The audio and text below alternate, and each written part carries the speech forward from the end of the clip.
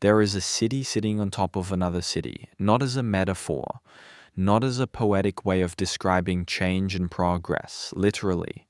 Right now, beneath the streets of Sydney, Australia, there are buildings, whole buildings, not ruins, not foundations, not scattered remnants. Complete structures with walls still standing, with floors still intact, with doorways that once let people in and out, and the people walking above them, buying coffee, hailing taxis, rushing to meetings, have no idea those structures exist. The ground beneath their feet was manufactured, engineered, raised by more than 12 feet in some places. An entire layer of human history was buried deliberately, covered over with earth and rubble and the forward momentum of colonial ambition. And almost no one talks about it. This is not a conspiracy theory, this is documented history. The colonial government of New South Wales made a decision in the 19th century to physically elevate entire districts of Sydney. They moved mountains of earth, they buried whatever stood in the way, they created a new surface and called it the city. And then, as cities do, they built more on top of that, and then more on top of that. And now, more than 150 years later, the question that keeps archaeologists awake is not whether those layers exist. The question is what they contain. Because the official account of early Sydney, the account taught in schools and printed in guidebooks, might be missing entire chapters. Not because historians are dishonest, but because the chapters are still underground. If you're watching this to fall asleep, that's exactly why I make these videos. Maybe subscribe and let me know where are you right now and what time is it. Now, let's go back to the beginning, not 1788, which is when British ships dropped anchor in what would become Sydney Harbour. Not even to the decades before that, when European explorers were charting coastlines and wondering what lay beyond the visible headlands. Let's go back much further, to a time when the place that would become Sydney was not a colonial outpost or a penal settlement or a harbour city. It was something older, something that had been shaped by human hands for a very, very long time. The Gadigal people, one of the clan groups of the Eora Nation, had occupied the land around Sydney Cove for tens of thousands of years. Let that number sit with you for a moment. Tens of thousands of years. The oldest confirmed evidence of Aboriginal occupation on the continent extends back at least 65,000 years, making it one of the longest unbroken records of human habitation anywhere on Earth. The Sydney Basin specifically, with its sandstone overhangs and estuarine food sources and freshwater streams cutting through sandstone gorges, was extraordinarily rich. People had been living there, building knowledge systems, establishing trade networks, recording their understanding of the world in stone for longer than the entire span of European recorded history, and they left marks. Physical permanent marks, engravings cut into sandstone surfaces that still exist today, though many have been destroyed by development. Middens, the accumulated remains of thousands of years of shellfish harvesting, packed so densely in some locations that early colonists used them as lime quarries, grinding down millennia of human activity to make mortar for their buildings. Pathways worn into the landscape by generations of feet, freshwater sources that had been managed and maintained, fire-modified landscapes that shape the ecology of the entire basin. None of this was invisible to the colonists who arrived in 1788. They saw it, they documented some of it, and then they systematically transformed the landscape in ways that buried most of it, not always with malicious intent. sometimes just with the unstoppable logic of colonial development, which treats existing land use as a blank slate and existing populations as obstacles rather than inhabitants. The result, a century and a half later, was a city whose foundations rested on layers of history that had been compressed, covered, and forgotten. But the layers didn't disappear. They're still down there. And this is where the story gets strange. The decision to raise Sydney's streets was not made overnight. It was the result of decades of urban problems compounding on each other until the solution, however extreme, seemed like the only rational option. The original settlement at Sydney Cove was built at sea level. That sounds obvious, but the implications were disastrous. The tank stream, the freshwater creek that had been the primary reason for choosing Sydney Cove as a settlement site, ran down from the ridge to the south and emptied into the harbour. In the first years of the colony, it was clean enough to drink from, but within a decade, the settlement had grown enough to contaminate it thoroughly. Tanneries and slaughterhouses set up along its banks. Human waste ran into it from the growing population. The creek that was supposed to sustain the colony became one of its primary health hazards. And then there was the terrain itself. The land around Sydney Cove was not flat. It was sandstone ridges and gullies, steep slopes dropping to the harbour, hollows that filled with water after rain and never quite drained. The earliest streets were not planned in any meaningful sense. They followed the contours of the land, which meant they were steep, winding, irregular. They flooded constantly. They turned to mud in wet weather and cracked dust in dry weather. They were almost impossible to maintain with the labor and technology available in a colonial penal settlement. The area known as the Rocks, the dense neighborhood of sandstone lanes and terraced housing that grew up on the western headland of Sydney Cove, was particularly problematic. It was a warren of narrow alleys, many of them without access to sunlight.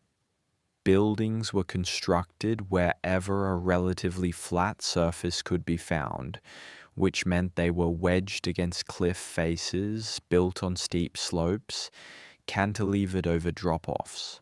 The ground floors of many buildings in the Rocks were partially or fully below the street level of the roads outside them. Rain turned the lanes into rivers. The drainage was essentially non-existent. Worst of all was what accumulated in those low-lying areas.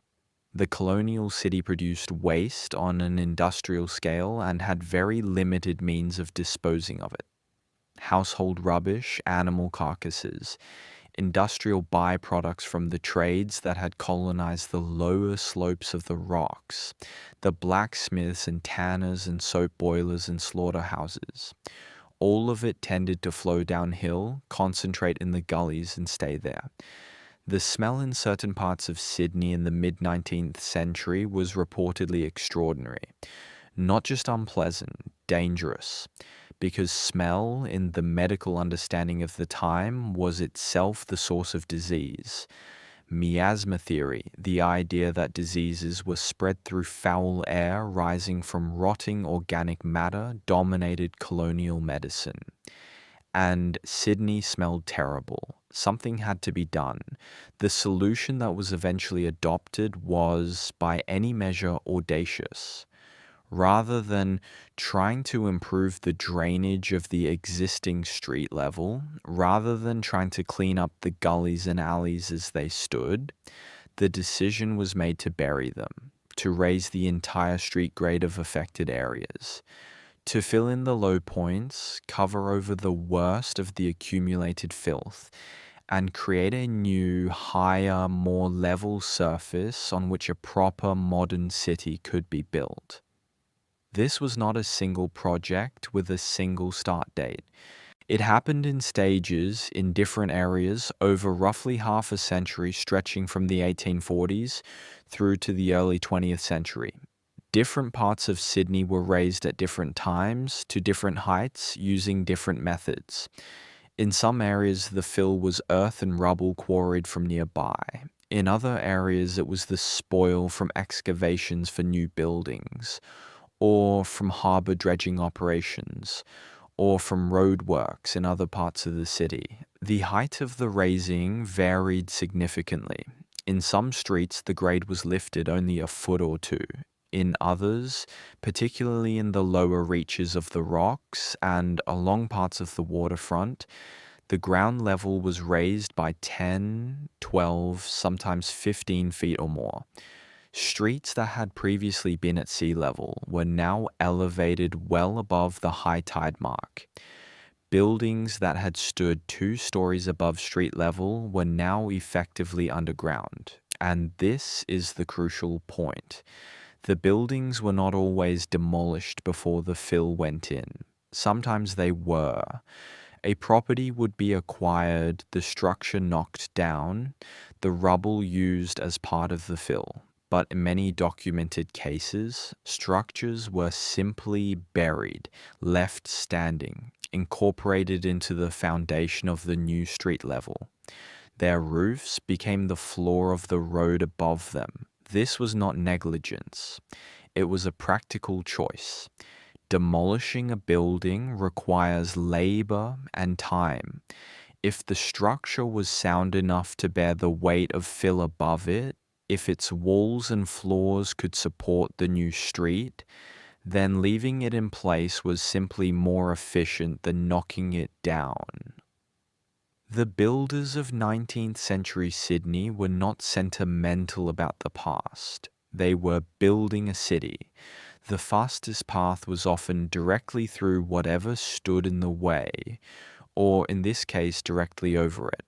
The first documented evidence of this buried layer came not from archaeology, but from construction. Throughout the 20th century, as Sydney's infrastructure grew more complex, as subway tunnels were bored and utility trenches were cut and deep foundations were poured for skyscrapers, workers kept finding things that weren't supposed to be there. In the 1970s, during construction works in the rocks, excavations broke through into what appeared to be the intact interior of an early 19th century building. The walls were standing. The ceiling, which was now the underside of the street above, was more or less intact. There was debris on the floor, the accumulated detritus of whatever had been happening in the space when it was buried, but the structure itself had survived remarkably well. The sandstone walls that characterized early colonial construction in Sydney are not fragile. Cut from the local Hawkesbury sandstone, they can bear enormous loads.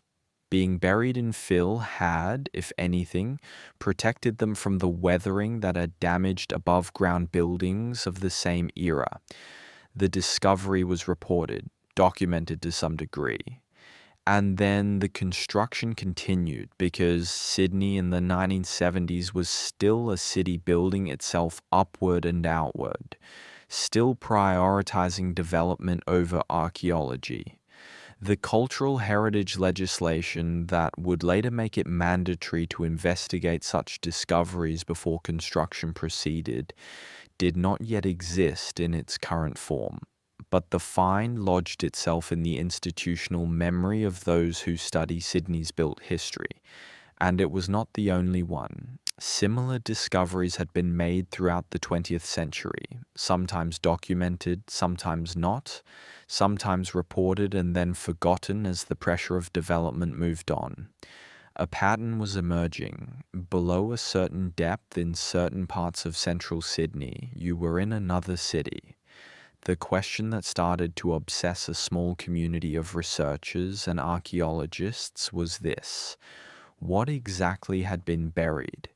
The Raised Streets project was not random, it targeted specific areas. Understanding which areas had been raised and by how much could theoretically allow you to map the buried layer with some precision. The work of doing this fell to historical geographers and urban archaeologists who spent years in archive rooms, comparing the earliest maps and surveys of Sydney with later ones. The First Fleet surveyors had measured and recorded the landscape they found. Subsequent colonial surveyors had done the same at various points. By overlaying these surveys and looking for discrepancies, for places where the recorded ground level had changed between surveys without any obvious earthwork explanation, researchers could identify where fill had been added and roughly how much. What they found confirmed the scale of the project. Large portions of what is now central Sydney, including significant parts of the Rocks, the area around Circular Quay, the western end of what is now the central business district, and stretches of the waterfront that had previously been tidal flats, had all been raised. Some of these areas had been raised multiple times as successive generations of urban improvement piled new fill on top of old fill on top of the original ground. The implications for what might be preserved underground were significant. The Rocks, in particular, had been densely occupied in the earliest years of the colony. It was the area where many of the convicts and free settlers who arrived on the First Fleet had built their homes. The physical fabric of the earliest colonial settlement, much of which had been demolished or built over in the decades after colonization, might still be down there, not as fragments, as buildings. But here is where the story expands beyond colonial history, because the raising of Sydney's streets buried not only the earliest colonial layer, it buried what was beneath that layer too. The Aboriginal occupation of the Sydney Basin had left physical traces throughout the area that would become central Sydney. Middens, as already noted, engravings on sandstone surfaces, remnants of structures and activity areas, fire-modified soils, artifact scatters, the kind of archaeological evidence that, if preserved, could tell an enormously detailed story about tens of thousands of years of human life in this specific place. Colonial construction had already damaged much of this record. Buildings had been constructed directly over Aboriginal sites without any documentation of what lay beneath. Sandstone had been quarried from locations that contained engravings. Middens had been mined for lime, but the raising of the streets added another dimension to the damage, and paradoxically also to the preservation. When fill was placed over existing ground surfaces, it sealed them. The objects and features on those surfaces were protected from further disturbance. They were buried, yes, but they were also preserved in a way that open-air sites rarely are. The act that destroyed the visible landscape also, in some cases, created a time capsule of it.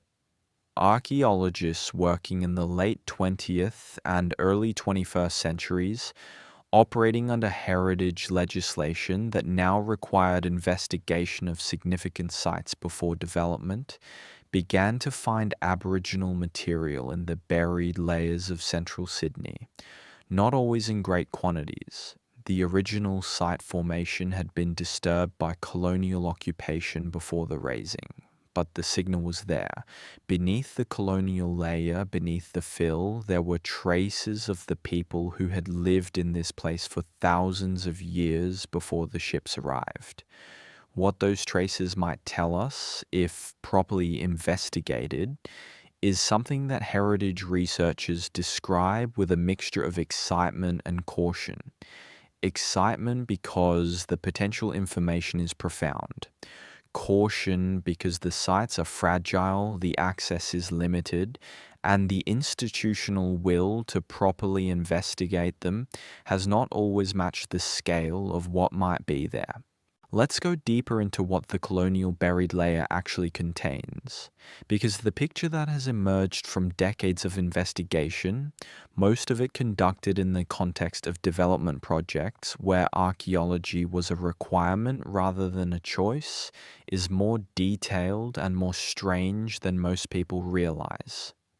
The buildings that were buried in the rocks and surrounding areas were not grand civic structures. They were the homes and workplaces of the colony's working population, convicts and former convicts who had served their sentences, free settlers who had arrived with little capital and built what they could from local materials, small tradespeople, laborers, dock workers, the people who are often absent from formal historical records, whose names appear in official documents mainly when they came into conflict with authority, whose lives were lived in the spaces between the documented events of colonial history. The physical record they left behind is therefore extraordinarily valuable.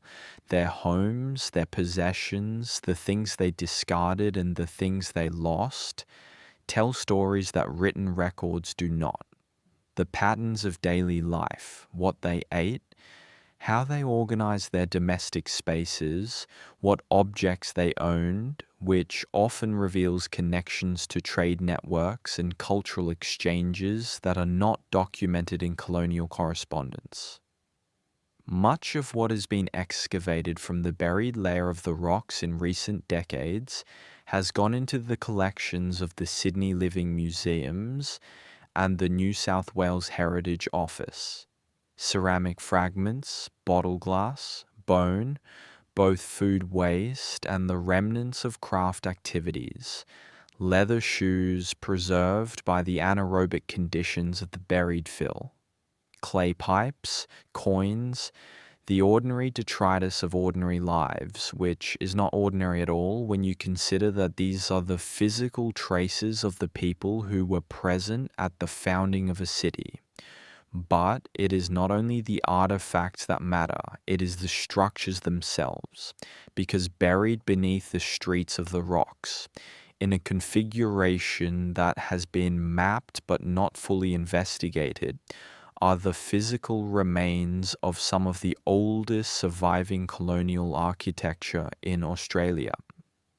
Not the grand buildings that have been preserved above ground, the churches and warehouses and merchants' houses that feature in heritage listings. The humble, vernacular, improvised architecture of the convict era, built from whatever materials were available, designed to solve immediate problems rather than to impress posterity. These structures are, in many cases, better preserved than the above-ground buildings they preceded. The above-ground colonial buildings of the rocks that survive have been repaired, modified, restored, painted over, their historical fabric compromised by generations of maintenance and adaptation. The buried buildings have been in a form of suspended animation, their sandstone walls sealed against weathering by the fill above them, their floors undisturbed by the foot traffic of 150 years, their interiors potentially still containing the last things that were in them when the fill went in. Here is the part of the story that makes the serious researchers look uncomfortable when you ask them directly. Because the question of what was actually happening in Sydney in its earliest decades, the question of what the social reality of the convict settlement looked like in the narrow lanes and crowded dwellings of the rocks, is a question that the official historical record handles very selectively. The colonial administration kept detailed records, but they kept them for administrative purposes. They recorded convict arrivals and departures, sentences and pardons, crimes and punishments. They recorded the grants of land and the decisions of government. They documented the big institutional machinery of colonial governance. What they did not record in any detail was the texture of daily life in the lower reaches of the colonial social hierarchy, the arrangements people made for themselves, the ways in which the boundary between convict and free settler was blurred in practice even when it was sharp on paper, the relationships between colonists and Aboriginal people that were officially discouraged and privately widespread, the economic activity that operated in the spaces between the official economy. Physical archaeology can sometimes recover what written records do not contain. The buried layer of Sydney may hold evidence of social arrangements and cultural practices that the official record chose not to document. Not because there was a conspiracy of silence, exactly, more because the colonial administration was recording what it needed to administer, and what it needed to administer did not require detailed knowledge of how people in the rocks were actually living. The excavations that have been conducted have already hinted at some of this. Artifacts that suggest a level of economic activity and material comfort inconsistent with the official status of their owners. Evidence of foodways that incorporated Aboriginal food sources and cooking methods, indicating a degree of cultural exchange not captured in official accounts. Trade goods that should not have been accessible to people of the documented social status of the occupants. Small things, but small things add up. Beyond the rocks, there are other buried layers in Sydney that tell different stories. And some of those stories are stranger still. The area known as Darling Harbour, which is now a tourist precinct of hotels and convention centres and waterfront restaurants, was once a tidal flat. The harbour extended much further inland at that point than it does today. The process of reclaiming this land, of filling in the tidal flat and creating solid ground, began in the colonial period and continued through the 19th and 20th centuries. The fill used for this reclamation came from various sources. Some of it was harbour dredging spoil. Some of it was rubble from demolished buildings elsewhere in the city. Some of it was the earth and rock excavated during construction projects in other parts of Sydney. This means that the reclaimed ground of Darling Harbour is not simply fill, it is a mixed archive of material from across the colonial city. Anything that was in a building that was demolished and used as fill.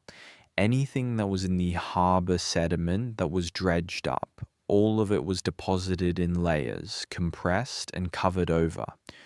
When archaeologists have had occasion to excavate in Darling Harbour in recent decades, they have found a stratigraphic complexity that defies easy interpretation. Material from different periods, different places, different contexts, all mixed together in the fill layers.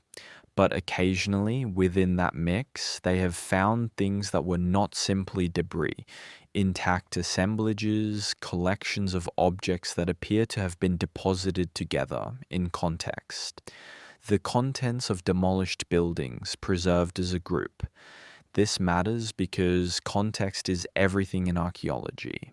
An artifact without context is interesting but limited. An artifact in context with other artifacts that were deposited with it in a location that can be related to a known building or activity area is a story. And some of those stories have been surprising. Objects that suggest connections between the colonial settlement and broader trading networks. Connections that predate what the official historical record describes as the beginning of Sydney's engagement with the wider world. Material that hints at the presence of people who should not, according to the official account, have been in Sydney at the time of its deposition. The buried harbour of Darling Harbour is a jumbled archive, but it is not a featureless one.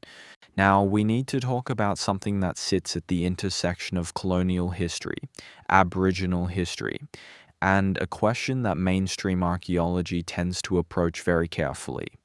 The question of what was here before 1788 in terms of built structures.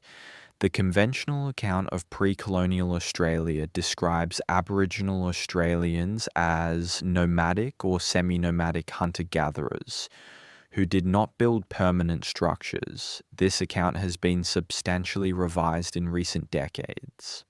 Archaeological evidence from various parts of the continent has demonstrated the existence of permanent and semi-permanent infrastructure, fish traps and aquaculture systems of significant scale and complexity, ceremonial stone arrangements, stone-walled habitations in certain regions. The revision of this picture is ongoing, and the evidence continues to accumulate that pre-colonial Aboriginal infrastructure was more extensive and more permanent than the early colonial accounts, which had obvious reasons for minimizing it, suggested. The Sydney Basin is an area where this question has particular relevance. The Gadigal and other Eora clan groups who occupied the Sydney region were not a population of isolated nomads. They were part of a complex network of relationships, trade, ceremony, and communication that extended across the continent. The Sydney Basin itself, with its extraordinary richness of food resources, supported a significant population. Estimates vary widely, but the pre-contact population of the Greater Sydney region was certainly in the thousands, possibly the tens of thousands. A population of that size, occupying a location of that richness over a period of tens of thousands of years, would not have left only ephemeral traces. They would have built. They would have modified the landscape in ways that reflected their needs and their understanding of the environment. And the question is whether any of those modifications are preserved in the buried layers beneath Sydney. The evidence is fragmentary. The colonial development of the city was so rapid and so extensive that most of the original landscape was altered beyond recovery within decades of the first settlement. But fragments remain. In the deep fill layers beneath the colonial occupation layer, there have been finds of Aboriginal material in contexts that suggest in situ deposition rather than displacement. Shell middens buried beneath colonial construction, artifact scatters in positions that suggest activity areas rather than casual discard, stone arrangements that may represent the foundations of structures. None of this has been interpreted in mainstream archaeology as evidence of substantial pre-colonial built infrastructure in the Sydney Basin specifically. But the investigation has been limited. The opportunities to excavate deeply in central Sydney without triggering a development requirement are rare. The material that has been found has largely been found incidentally in the course of investigations focused on the colonial period. A systematic investigation of the pre-colonial landscape beneath the city has never been attempted. Let's spend time on a specific area that researchers have identified as potentially the most significant in terms of the buried colonial layer. The area around Cumberland Street in the Rocks and the blocks immediately to its west contain some of the highest concentrations of buried colonial era built fabric in Sydney. Historical mapping suggests that the ground level in this area was raised by between 8 and 14 feet during the late 19th century. Buildings that were standing at the time of the raising have been identified from pre-raising maps and surveys. What makes this area particularly significant is the density of occupation that historical records suggest it contained. The Rocks in the mid-19th century was one of the most densely populated urban areas in Australia. The alleys and lanes that have been partially mapped but largely buried contained a layering of occupation. Buildings constructed, demolished, rebuilt, modified, accumulated over the first 80 years of colonial settlement. In the deepest parts of this layer, beneath the mid-19th century occupation, there should be traces of the very earliest colonial construction. The buildings that were put up in the first years after 1788, when the materials available were limited and the construction techniques were improvised, and the population was building shelter as fast as it could.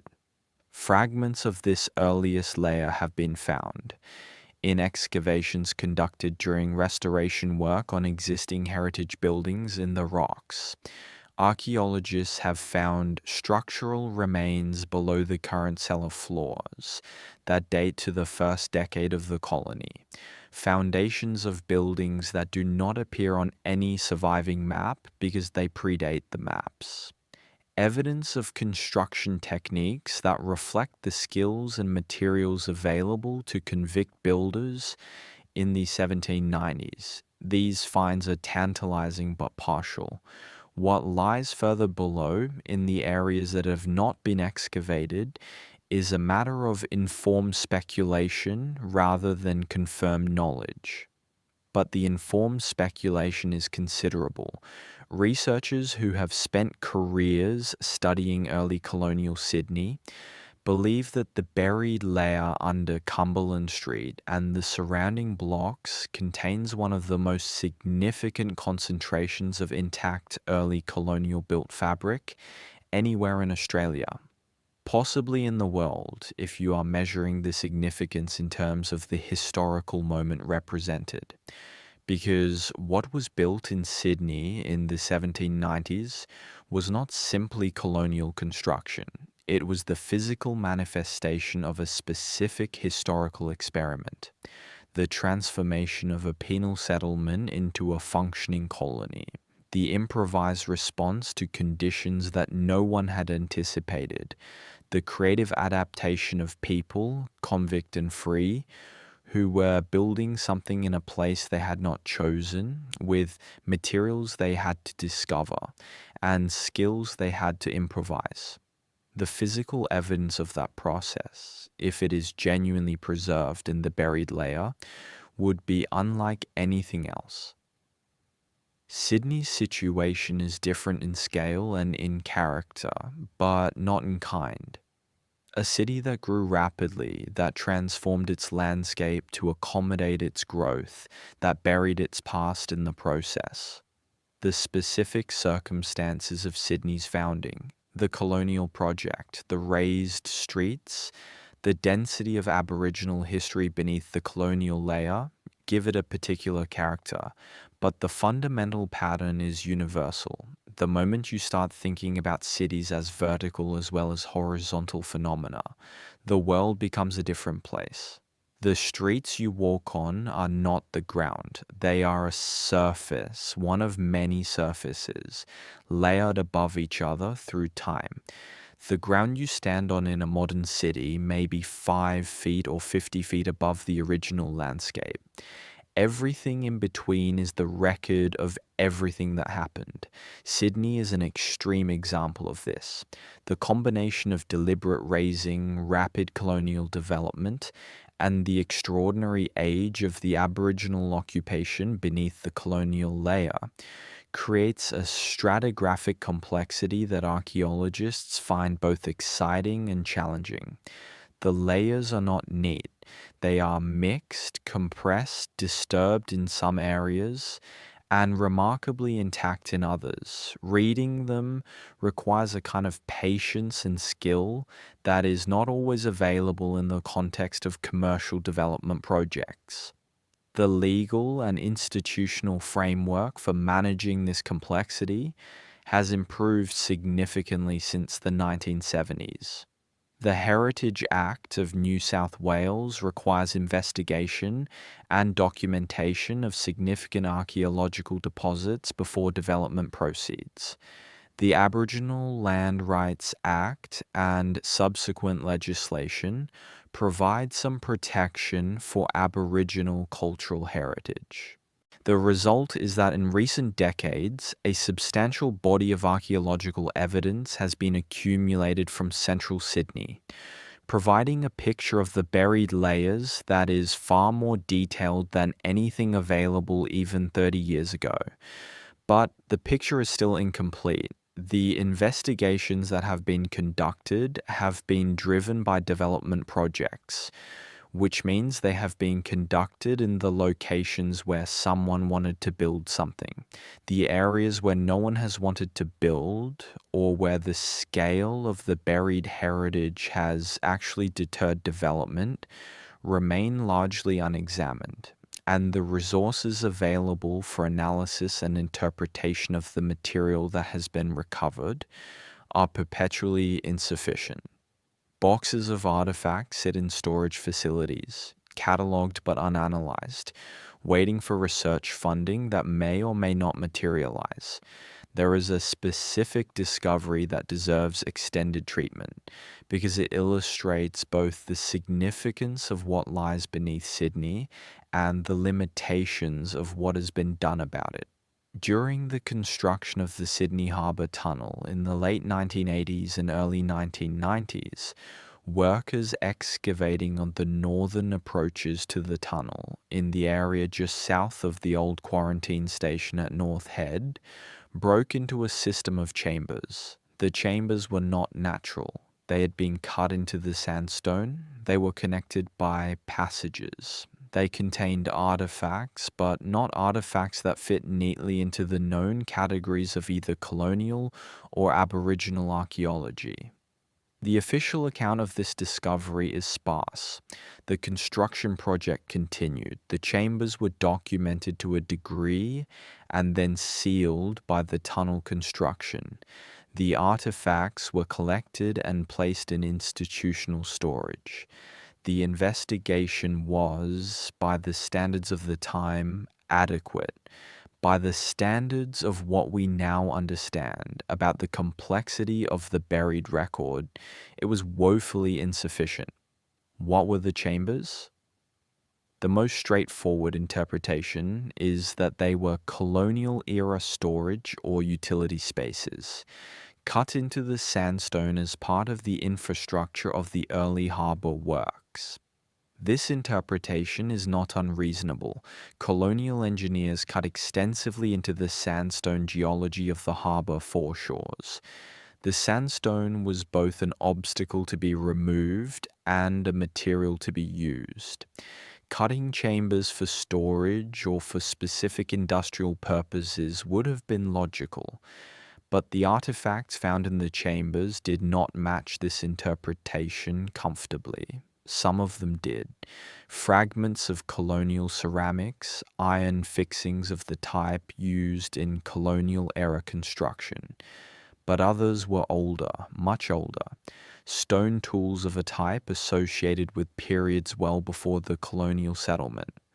Organic material that, where it could be dated, returned ages inconsistent with colonial use. And one item that researchers who were present at the excavation have described in subsequent accounts in terms that suggest they were uncertain what they were looking at. That item has not been publicly displayed or publicly described in detail. It is in storage. The institution that holds it is not a museum with public access to its collections. It is an administrative body. Researchers who have attempted to access it have reported bureaucratic obstacles that are, depending on your perspective, entirely routine or peculiarly specific. This is not a foundation for a conspiracy theory. It is a documented gap in the public record, and in archaeology, documented gaps in the public record are significant. Not because they necessarily conceal dramatic secrets, but because the process of investigation is supposed to be transparent, and opacity in that process has consequences for our collective understanding of the past. Let's return to the broader question of what the raising of Sydney's streets buried that was not colonial at all. Because there is a strand of research conducted at the intersection of historical geography, environmental archaeology, and the oral traditions of the Gadigal and other Eora peoples that suggests the physical transformation of the Sydney landscape in the colonial period was more extensive and more significant than even the documented raising of the streets implies. The freshwater systems of the Sydney Basin were among the most significant landscape features in the region. The tank stream was the most famous, but it was only one of several. Creeks and freshwater springs were distributed across the landscape in ways that reflected the underlying geology of the sandstone basin. These water sources had been central to Aboriginal use of the landscape for thousands of years. The locations of freshwater springs were precisely known. The seasonal patterns of flow in the creeks were understood in detail. The relationship between the freshwater systems and the food resources of the harbour and surrounding bush had been mapped through millennia of careful observation. The colonial development of the city systematically destroyed these systems. The tank stream was buried. The springs were capped or contaminated. The creeks were culverted, turned into stormwater drains built over. Within a century of the first settlement, the freshwater landscape that had sustained Aboriginal occupation for tens of thousands of years was effectively gone, replaced by a city that imported its water from distant catchments. But the physical remains of those systems are still down there. The buried channels of the tank stream can still be traced through central Sydney. The sandstone surfaces around former spring locations still show the characteristic weathering patterns that indicate the presence of water. In a few places, water still seeps through the buried geology, working its way through the sandstone and emerging in building basements or underground car parks, confusing their owners and delighting the handful of researchers who understand what they are looking at. These water-related features are not simply geological curiosities. They are, in many cases, directly associated with Aboriginal occupation. Middens are found near former freshwater sources. Artifact concentrations cluster around the known locations of springs. The physical relationship between the freshwater landscape and the human landscape is a pattern that can be read, if you know what to look for, in the buried geology of the city. And it points to something that has only recently begun to be articulated in the heritage literature. The pre-colonial landscape of Sydney was not a passive backdrop to Aboriginal life. It was an actively managed, carefully maintained environment that had been shaped over thousands of years of occupation. The burning practices that created the distinctive mosaic of vegetation across the Sydney Basin, the management of freshwater sources, the maintenance of pathways and trading routes. All of this was deliberate environmental management conducted at a scale that the colonial settlers, arriving in a landscape they did not understand, consistently misread as wilderness. The colonial transformation of that landscape, including the raising of the streets, was not simply urban development layered on top of natural terrain. It was one managed landscape superimposed on another. The colonial layer buried not just the earliest colonial buildings, but the physical evidence of thousands of years of Aboriginal environmental management. And some of that evidence, compressed under the fill, preserved by anaerobic conditions, sealed against weathering, may still be recoverable. The question of what specifically might be in the deepest buried layers beneath central Sydney brings us to one of the most contested areas of Australian archaeology. The question of the antiquity and character of Aboriginal settlement in the coastal regions of Eastern Australia. The standard model, as taught in schools and reproduced in general accounts, describes the Sydney region as occupied by mobile hunting and gathering groups, whose archaeological traces are limited to stone tools, middens, and rock engravings. This model has been challenged in recent years by a range of evidence suggesting that the character of occupation was more varied and more complex than the standard model allows. The fish traps and aquaculture systems of the New South Wales coast are the most dramatic evidence for this complexity. At Brew Arena in western New South Wales, there is an extensive stone fish trap system that Aboriginal tradition describes as among the oldest human constructions in the world. Similar, smaller scale systems have been identified in coastal and riverine locations across the state. In the Sydney Basin itself, there is historical evidence, dating from the very first years of the colonial settlement, of fish traps and weir structures on the harbour and its tributaries. These structures are not the work of people without a tradition of built infrastructure. They represent engineering at a scale that requires planning, organization of labor, and maintenance across generations. The colonial settlers who documented them did not always recognize what they were seeing. They described the structures in terms that reflected their own categories of what Aboriginal people could and could not do, which were not always accurate. What physical traces of these structures might exist in the buried layers beneath Sydney is speculative.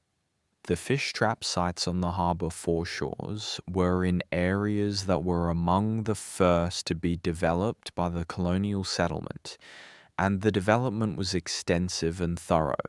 But the buried layer beneath the harbour adjacent areas of the rocks and the reclaimed land around Circular Quay is precisely where these structures would have been, and it has not been fully investigated. There is another dimension to this story that sits outside the mainstream of Australian historical scholarship, but has been attracting increasing serious attention from researchers in recent years.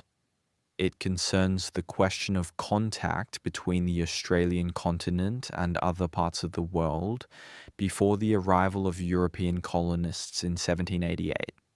The conventional account holds that Australia was isolated from the rest of the world, except for limited contact with the Marquesan traders from present-day Indonesia, who regularly visited the northern Australian coastline to harvest trepang, the sea cucumber prized in Asian markets. This contact is well documented from the archaeological and historical record and goes back at least several centuries.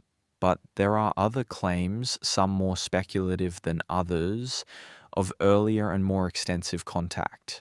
The presence of certain plant species in Australia that are of Asian origin, the appearance of certain words in some Aboriginal languages that have structural similarities to words in languages spoken elsewhere, the existence of rock art and oral traditions that some researchers have interpreted as describing contact with foreign peoples and foreign objects. The discovery of artifacts at Australian archaeological sites that appear to be of foreign manufacture. Most of these claims, when subjected to rigorous scrutiny, have alternative explanations that do not require pre-European contact. The plant species may have been introduced later than claimed. The linguistic similarities may be coincidental. The rock art interpretations may be projected from the researcher's expectations rather than inherent in the images. The foreign artifacts may be intrusions, deposited in an archaeological context long after the period they appear to date from. But not all of these alternative explanations are equally convincing. And the accumulation of anomalous evidence, even if each individual item can be explained away, creates a picture that some researchers find impossible to dismiss. For the specific question of what lies beneath Sydney, the relevance of this is as follows. If there was pre-colonial contact between the Sydney region and other parts of the world, the physical evidence of that contact would be in the deepest pre-colonial layers of the archaeological record. Precisely the layers that are buried under colonial fill, preserved in anaerobic conditions, and largely uninvestigated. The chance of finding evidence of such contact, if it existed, is better in those buried layers than almost anywhere else in the archaeological record. This does not mean that pre-colonial contact with Sydney is a proven or even probable historical fact. It means that the buried layer is significant for reasons that go beyond the colonial story, and that the failure to investigate it thoroughly has consequences for the full range of questions we might want to ask about the human history of this place. Now, let's talk about what happens when the ground opens up unexpectedly, because the maintenance of Sydney's infrastructure, the ongoing work of repairing pipes and cables and tunnels and foundations that underlies any modern city, creates periodic accidental windows into the buried layers. And the accounts of what workers have found in those windows are, to put it gently, not always consistent with the official picture. Plumbers and electricians who work in the basements of old buildings in the rocks have their own oral tradition of strange discoveries, walls that lead nowhere, doorways blocked by stone that is the same age as the walls around them, sealed from the inside, floors at a level below the current basement floor, visible through cracks in the concrete but inaccessible without excavation, spaces that should not exist according to any blueprint or building survey, but that produce cold air when you put your hand near the crack, suggesting volume on the other side. Not all of these accounts are reliable. The history of urban archaeology is full of stories of discovered rooms that turn out to be nothing more than the normal complexity of old buildings. A bricked-up doorway is not a mystery. A sub-basement is not hidden history, but taken in aggregate, across the community of people who work in the substrata of old Sydney, the accounts suggest a level of complexity in the buried layers that exceeds what the official archaeological record describes. One specific category of account that recurs is particularly interesting. Workers cutting into the ground in certain areas of central Sydney have described encountering what appear to be planned open spaces below street level, areas that are not the interiors of buildings but which are too regular and too clearly defined to be natural features. Spaces with flat floors and walls that, while they do not show the characteristics of finished building interiors, are clearly not natural cavities in the sandstone. Spaces that appear to have been intended for some purpose, but that cannot be identified from the physical evidence alone. The most rational interpretation of these spaces, where they have been documented by archaeologists rather than simply described by workers, is that they are remnants of the lane and alley system of early colonial Sydney. The narrow passages between buildings, which were effectively roofed over when the raising fill was placed on top of them, would create exactly this kind of space, defined by the walls of the buildings on either side, floored by the original ground surface, open to the sky in the pre-raising period, but now sealed below the fill. If this interpretation is correct, it means that the buried lane system of early colonial Sydney, the network of passages that the historical record describes as the social heart of working-class colonial life, is still down there. Not as ruins, as spaces, enclosed but intact. The air in them last changed sometime in the 19th century, when the fill went in over the top. The objects left in them, the things dropped or discarded or forgotten in the lanes of early Sydney, still sitting on the ground surfaces where they fell. The thought is, depending on your perspective, thrilling or unsettling, an entire urban underworld, not metaphorically but literally, preserved under the streets of a city that has grown up above it in complete ignorance. There is a project that some Sydney archaeologists have been quietly advocating for decades that has never been fully funded or fully executed. The project is simply this: a systematic, non-destructive survey of the buried layers beneath the most historically significant areas of central Sydney, using the ground-penetrating radar and other non-invasive technologies that are now capable of producing detailed images of subsurface features without any excavation at all. Ground-penetrating radar has been used in Sydney archaeology, but always in the context of specific development sites, targeted at answering specific questions about specific areas. A systematic survey of the kind being advocated would cover entire blocks, would compare results across areas of different burial depth and different historical use, and would produce a comprehensive map of the buried urban fabric for the first time. The reason this has not been done is funding, and the reason funding has not been forthcoming is, at least in part, a question of political will. Conducting a comprehensive survey of this kind would make visible exactly what has been buried in central Sydney, and making it visible would create obligations. If the survey confirmed the presence of extensive intact Aboriginal cultural heritage in the buried layers, that would trigger a range of legal and policy requirements that have significant implications for development in central Sydney.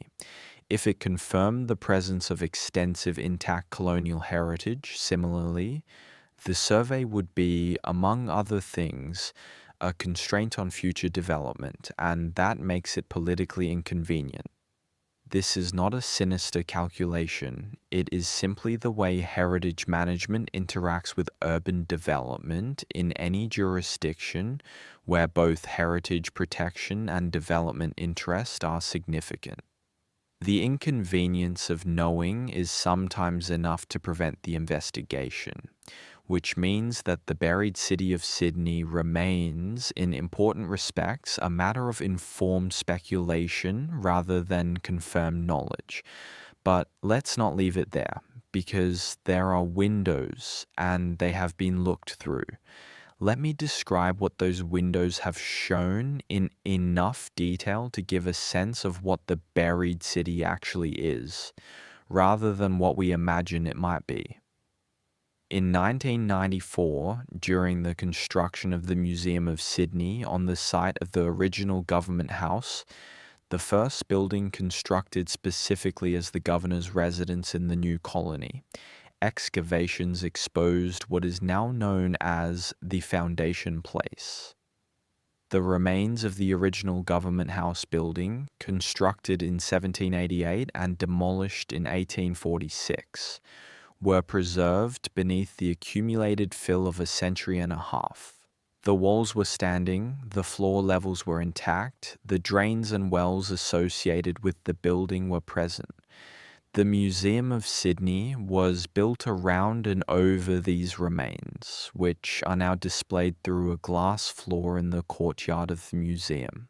It is one of the most significant colonial archaeological sites in Australia, preserved by the same accidental process of burial that preserved so much else. And it demonstrated beyond any doubt that intact colonial-era structures of the earliest period could survive beneath the streets of central Sydney. If the remains of the governor's house survived intact, the question is not whether earlier and humbler buildings survived. They did. The question is where they are and what they contain. The excavations for the Circular Quay railway station in the 1950s, conducted before modern heritage legislation existed, reportedly broke through into early colonial structures in several locations. The construction proceeded. The structures were not documented in any systematic way. What was found was used as fill. The opportunity for investigation was lost. The excavations for the MLC Center in the early 1970s, in the heart of what is now the Central Business District, encountered layers of colonial occupation at depth that were similarly treated. Artifacts were collected by construction workers, and some found their way into private collections. The institutional record is patchy at best. The pattern of discovery and loss continued through the development boom of the 1980s and into the 1990s, when heritage legislation began to provide more consistent protection. But by that point, the most intensively developed areas of central Sydney had already been disturbed by construction projects that predated heritage requirements. The intact buried heritage that survives is most likely in the areas that have experienced less intensive development, which is precisely the area of the rocks that heritage listing has partially protected from demolition. There is a specific building in the rocks that deserves attention in this context. The Susanna Place Terrace at 5864 Gloucester Street is 4 conjoined terrace houses built in 1844. It is the only intact example of residential terrace housing from the early colonial period that survives in Sydney, with its interiors substantially unaltered. It is now managed by the Sydney Living Museums and is open to visitors. But what is above and below Susanna Place is as significant as Susanna Place itself. The buildings were constructed at a time when the street raising was already beginning in the surrounding area. The ground level around Susanna Place has been raised, but the buildings themselves were preserved as part of the heritage listing. The result is that the buildings now sit in a kind of pit relative to the surrounding street level, accessed by stairs that descend from the current street grade to the original 1844 street level on which they were built. Below the 1844 ground level, there are earlier deposits. The site had been occupied since the very first years of the colony. The excavations that were conducted in connection with the restoration of Susanna Place revealed occupation deposits going back to the 1790s, to within a decade of the first settlement. The earliest material was fragmentary but present, and below the colonial occupation, in the natural soil beneath it, there were traces of Aboriginal use. Thin and scattered, because the area had been built over so quickly and so thoroughly, but present. Shell fragments, a few stone artifacts, the physical signature of the people who had been in this place before the colony arrived, preserved by the accident of burial. Susanna Place is thus a vertical cross-section through the entire human history of Sydney, from the Aboriginal occupation through the earliest colonial settlement, through the developed colonial period to the present. 4 terrace houses, 1 location, 45,000 years of human presence. The fact that this is not common knowledge, the fact that most Sydney residents would be surprised to learn that their city sits in a buried city, that the streets they walk on are not the original ground, that beneath those streets there are buildings that have stood since the first decade of European settlement, or potentially for far longer, reflects something about the way we relate to the past in a settler colonial context. Settler colonial societies have a complex relationship with historical depth. On one hand, there is a genuine interest in heritage, in the stories of the colonial founders, in the buildings and artifacts of the colonial period. On the other hand, there is a persistent tendency to treat the colonial period as the beginning of the story, to describe the landscape as it was before European settlement, as natural, unmodified, without human history, to treat Aboriginal occupation as a backdrop to the colonial story rather than as the primary story from which the colonial period is a relatively recent departure. The buried city of Sydney challenges this tendency in a specific way. Because the burial happened, the decision was made to literally bury the past and build on top of it. The past that was buried included both the colonial heritage of the earliest settlement and the Aboriginal heritage that predated it. Both were treated as material to be covered over in the service of a forward-looking project of urban improvement. And both are now down there, preserved in ways that were not intended, waiting for a different kind of attention. The conversation about what to do with the buried city is ultimately a conversation about what kind of relationship with the past the city of Sydney wants to have. It is a conversation about resources and priorities, about who gets to tell the story and whose story gets told.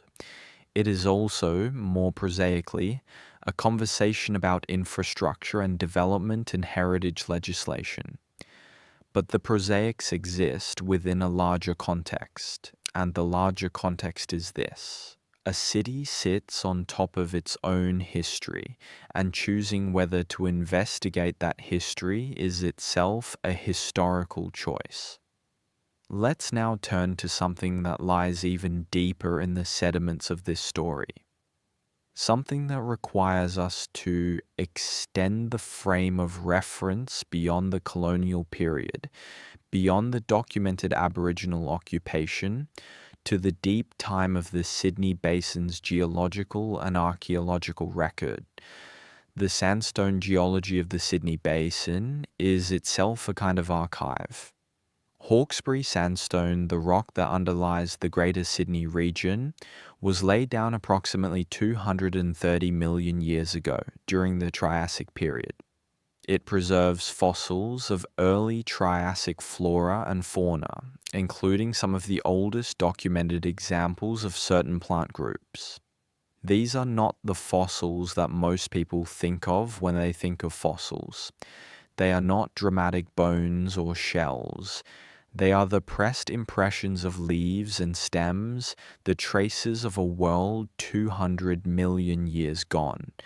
But the more recent geological record, the record of the last few million years, is more directly relevant to the human story. The Sydney Basin experienced significant environmental changes during the Pleistocene, the geological epoch that corresponds to the period of human evolution and migration. Ice ages, changes in sea level, fluctuations in rainfall and temperature that transformed the landscape of the basin multiple times over hundreds of thousands of years. During the last glacial maximum, approximately 20,000 years ago, sea levels in the Sydney region were approximately 120 meters lower than they are today. The harbour did not exist in its current form.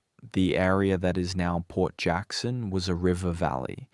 The ancestral Parramatta River cutting through sandstone to reach a coastline that was many kilometres further east than the present shoreline. The headlands that now define the harbour entrance were then inland hills. The landscape in which the earliest Aboriginal occupation of the Sydney region took place was therefore entirely different from the landscape that exists today.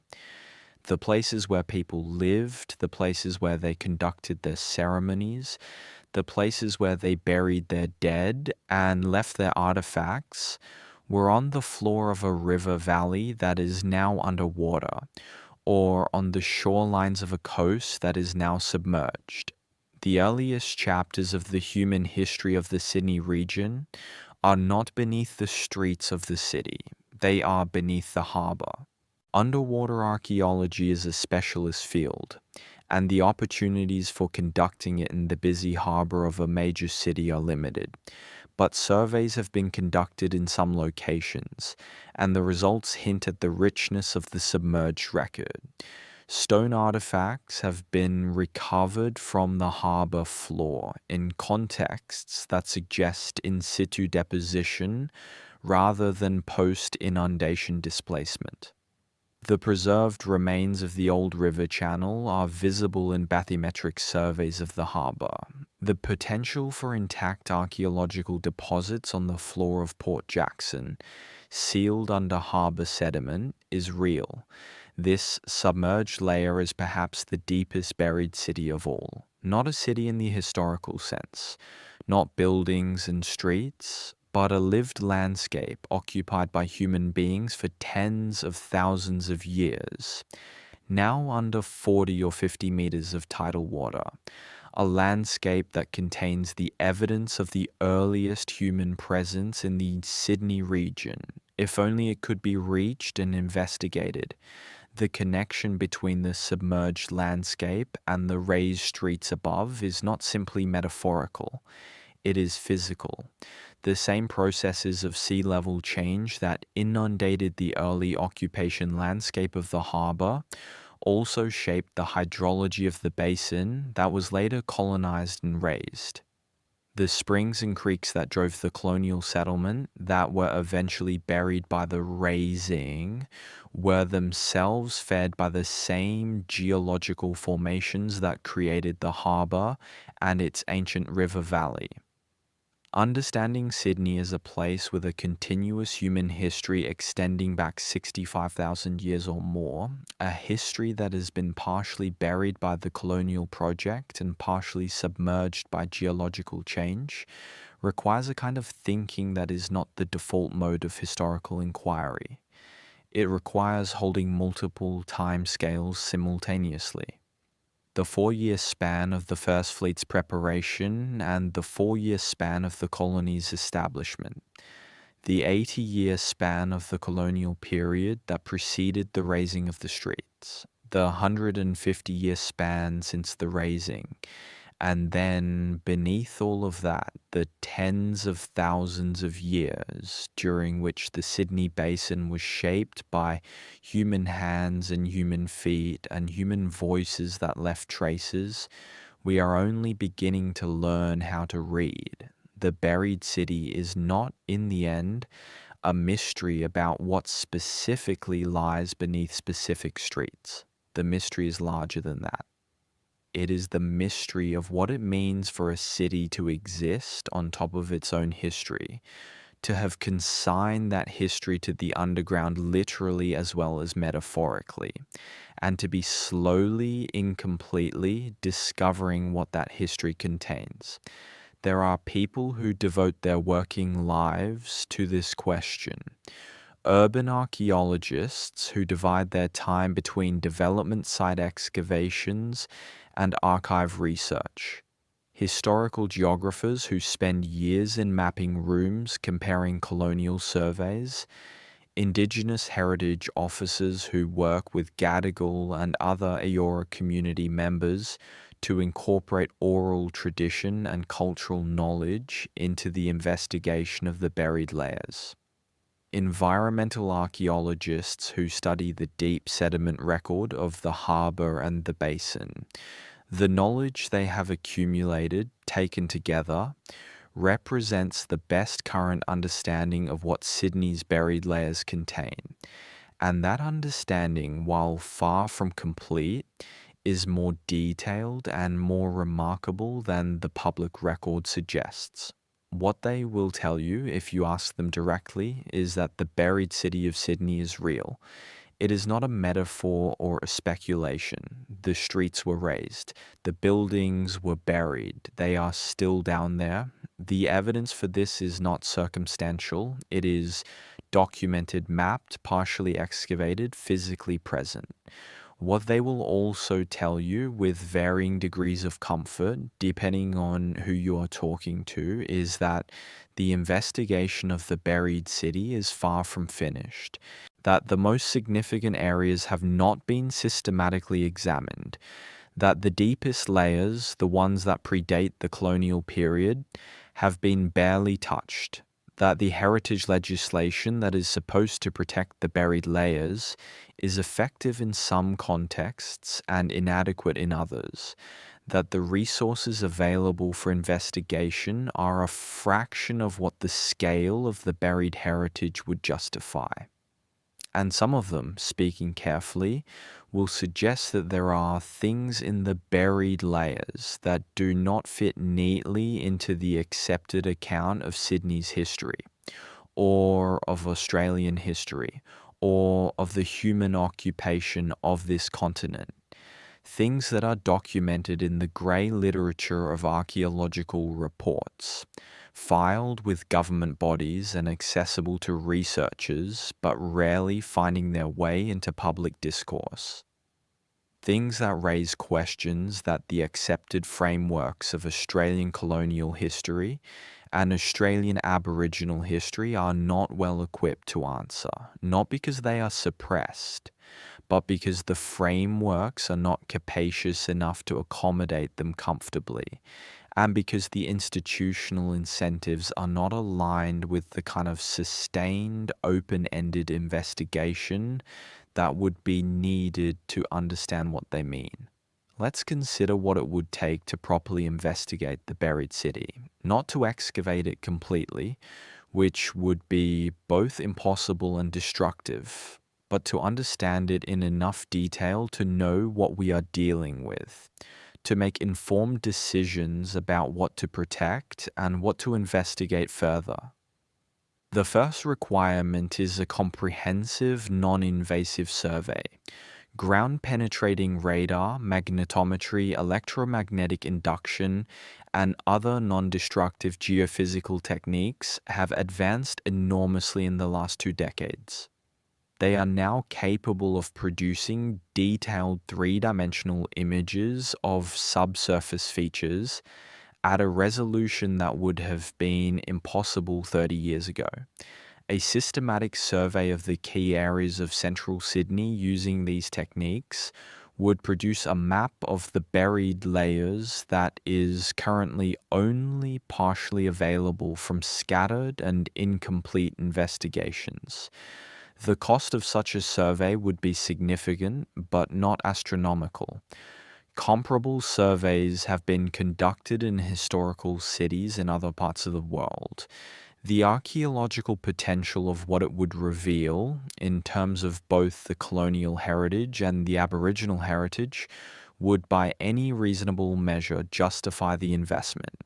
The second requirement is a program of targeted excavation, guided by the survey results, focused on the areas of highest potential significance, not wholesale excavation, which would destroy the buried fabric, but strategic investigation, opening windows into the buried layers in locations where the survey suggests significant intact deposits, documenting what is found, recovering samples for analysis, and then carefully protecting what cannot be investigated further. The third requirement is a commitment to analysis and interpretation of the material already recovered. The boxes of artifacts in institutional storage represent decades of accumulated evidence. They have been catalogued and, to some extent, described, but the detailed analysis that would convert them from catalogued objects into historical information, the study of the ceramic assemblages, the analysis of the faunal remains, the conservation and examination of the organic materials has not been done in most cases. The information is sitting there, waiting. The fourth requirement, and perhaps the most complex, is a framework for engaging with the Aboriginal communities whose heritage is represented in the deepest buried layers. The investigation of pre-colonial Aboriginal heritage in Sydney has been conducted for most of its history by non-Aboriginal researchers working within non-Aboriginal institutional frameworks. The knowledge systems and cultural frameworks of the Gadigal and other Eora communities are not simply a supplement to the archaeological investigation. They are a source of information about the buried landscape that archaeology alone cannot access. Oral tradition, ceremonial knowledge, the deep cultural memory of specific places and their significance, all of this is relevant to understanding what the buried layers contain and what it means. Integrating these knowledge systems with the scientific investigation of the buried city is not straightforward. It requires trust, which must be built over time. It requires institutional willingness to share authority over the investigation and interpretation of the heritage, which is a significant ask of institutions that are accustomed to controlling both. And it requires a different conceptual framework for what the buried city is, one that recognizes it as living heritage for the communities whose ancestors created it, not simply as historical data to be recovered and stored. The story of the buried city of Sydney is also a story about what cities do to the past. Every city that grows and develops and improves itself does something to its own history. It builds over it. It paves over it. It raises its streets above it. The past becomes the foundation of the present, literally as well as metaphorically, and in the process, it often becomes invisible. This is not unique to colonial cities. It is not unique to cities with complicated histories of dispossession and erasure. It is a universal feature of urban development. Rome does it, Istanbul does it, London does it. Every city that has been continuously occupied for a significant period of time contains layers of its own past that the people living above them cannot see and often do not know about. But Sydney's version of this process has a particular character shaped by the specific history of colonization, by the deliberateness of the street raising, by the extraordinary antiquity of the Aboriginal occupation beneath the colonial layer. The buried city of Sydney is not simply an interesting archaeological phenomenon. It is the physical embodiment of the layered history of a place that has meant different things to different people, in different ways, across an extraordinary span of time. The 12 feet of fill that was placed over the original streets of the rocks in the late 19th century was, on one level, simply a public works project. A practical response to real urban problems of drainage and sanitation and infrastructure. On another level, it was the physical expression of a particular relationship with the past, one that treated the past as an obstacle to be overcome rather than a resource to be understood, one that resolved the problem of the accumulated history of the colonial settlement by burying it and starting fresh above it. That relationship with the past is not one that any modern city, any thoughtful institution, any honest historical practice would want to endorse. And yet its physical consequences are still with us. The buried city is still there. The decision has not been undone. The question is simply what to do with it now. Sydney does not have an equivalent experience, at least not for the public. There are archaeological displays in some of the heritage museums that show artifacts from the buried layers. The Foundation Place at the Museum of Sydney gives visitors a view of the original Government House remains, but there is no place in Sydney where you can descend beneath the current street level and walk through the preserved spaces of an earlier city. This is partly a practical constraint. The buried spaces of Sydney are not, for the most part, in a condition that would make them safe or accessible for public visitation without significant investment in stabilization and infrastructure. The buried colonial lanes and buildings are fragile, some of them actively deteriorating from groundwater movement and the vibration of traffic above. Making them accessible would require work that might itself compromise their integrity. But it is also a reflection of the incomplete state of understanding of what the buried layers contain. You cannot take the public on a tour of something that has not been fully mapped, whose extent and character you do not fully understand, whose significance you are still in the process of determining. The conversation about public access to the buried city is one that some heritage professionals have been having quietly for years. There is a vision, not yet funded, not yet politically supported, but intellectually coherent and increasingly technically feasible, of an underground heritage experience in the rocks that would allow visitors to descend to the original ground level of the early colonial settlement and encounter the physical fabric of that settlement directly, not a reconstruction, not a display of artifacts, the actual walls, the actual floors, the actual spaces where people lived and worked and struggled in the first decades of Sydney's existence. If that vision were realized, it would be one of the most significant heritage experiences in Australia. Not because the colonial period is the most important part of Sydney's history, but because the experience of the buried city in its full complexity, with all its layers and all its questions and all its unresolved significance, would be a different kind of engagement with the past than anything currently available. The story does not end with the colonial buried layer. It does not end with the Aboriginal layers beneath that. It does not end with the submerged pre-Holocene landscape on the harbour floor. Because the process of burial is ongoing. Sydney is still building, still developing, still layering new surfaces over old ones.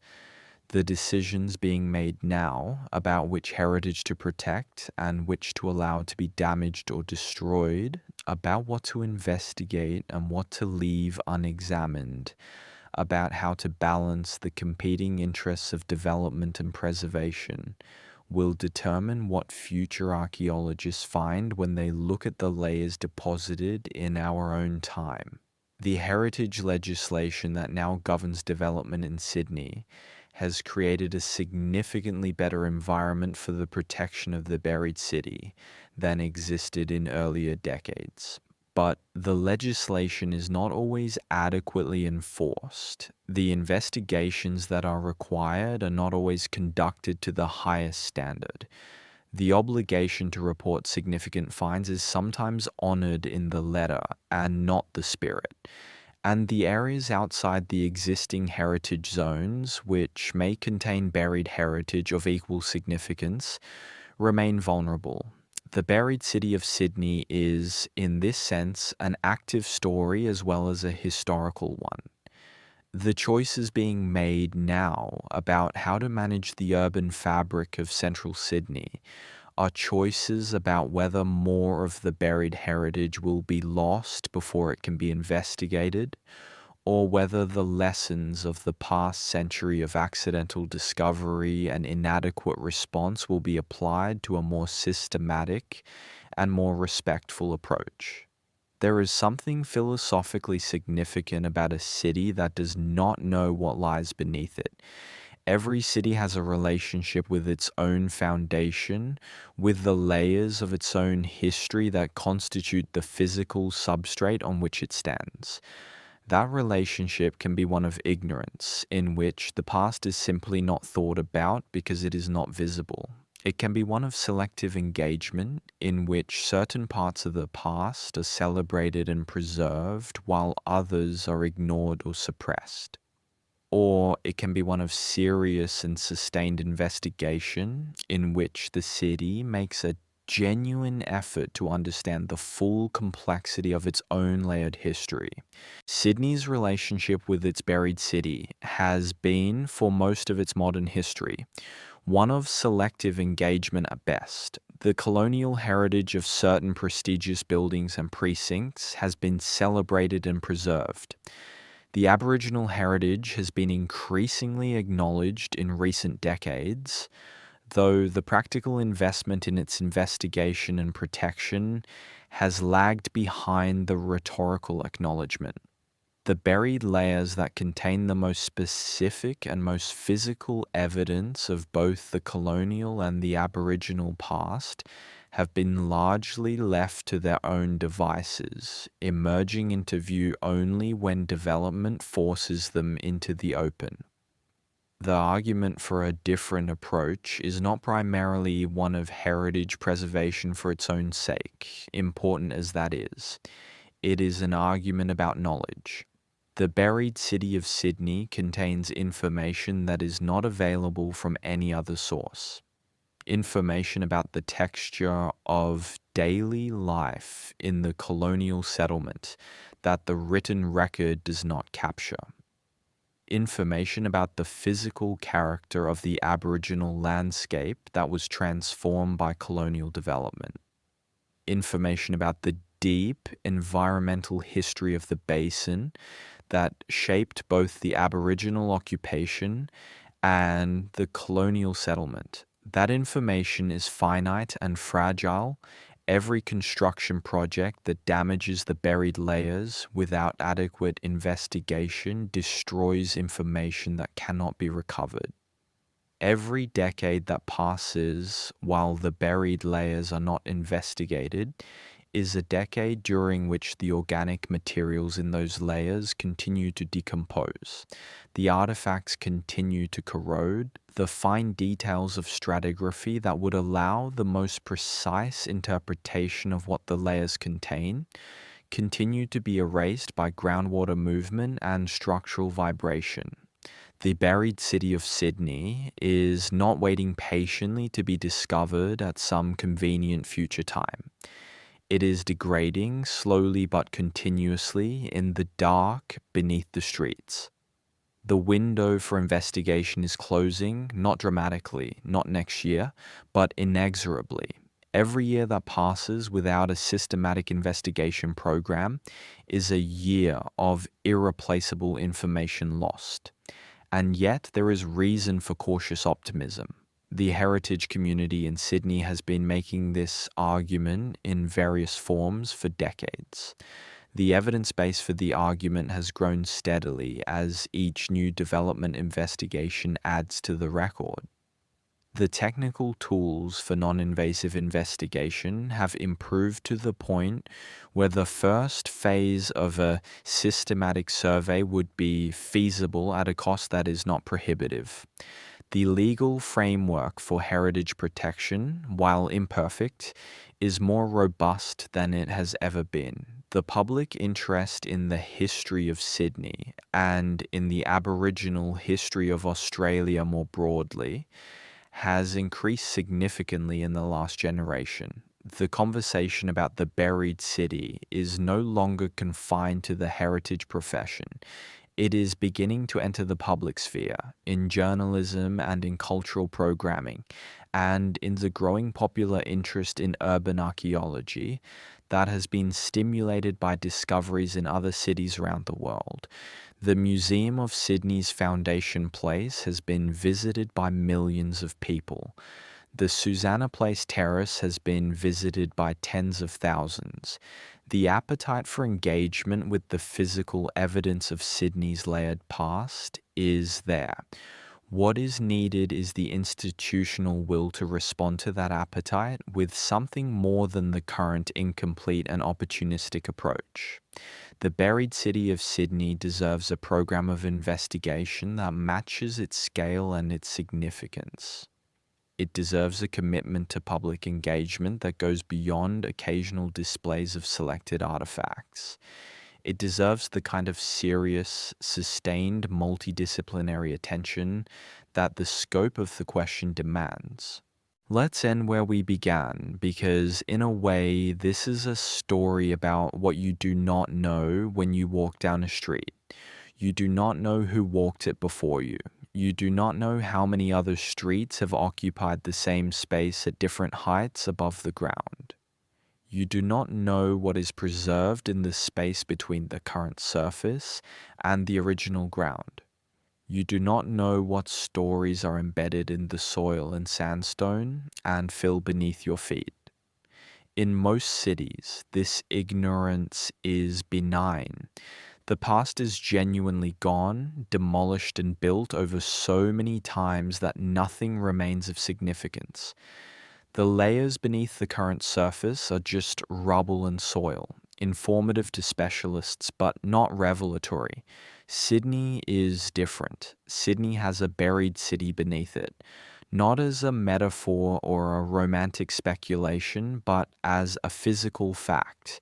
The streets were raised, the buildings were covered, they are still there.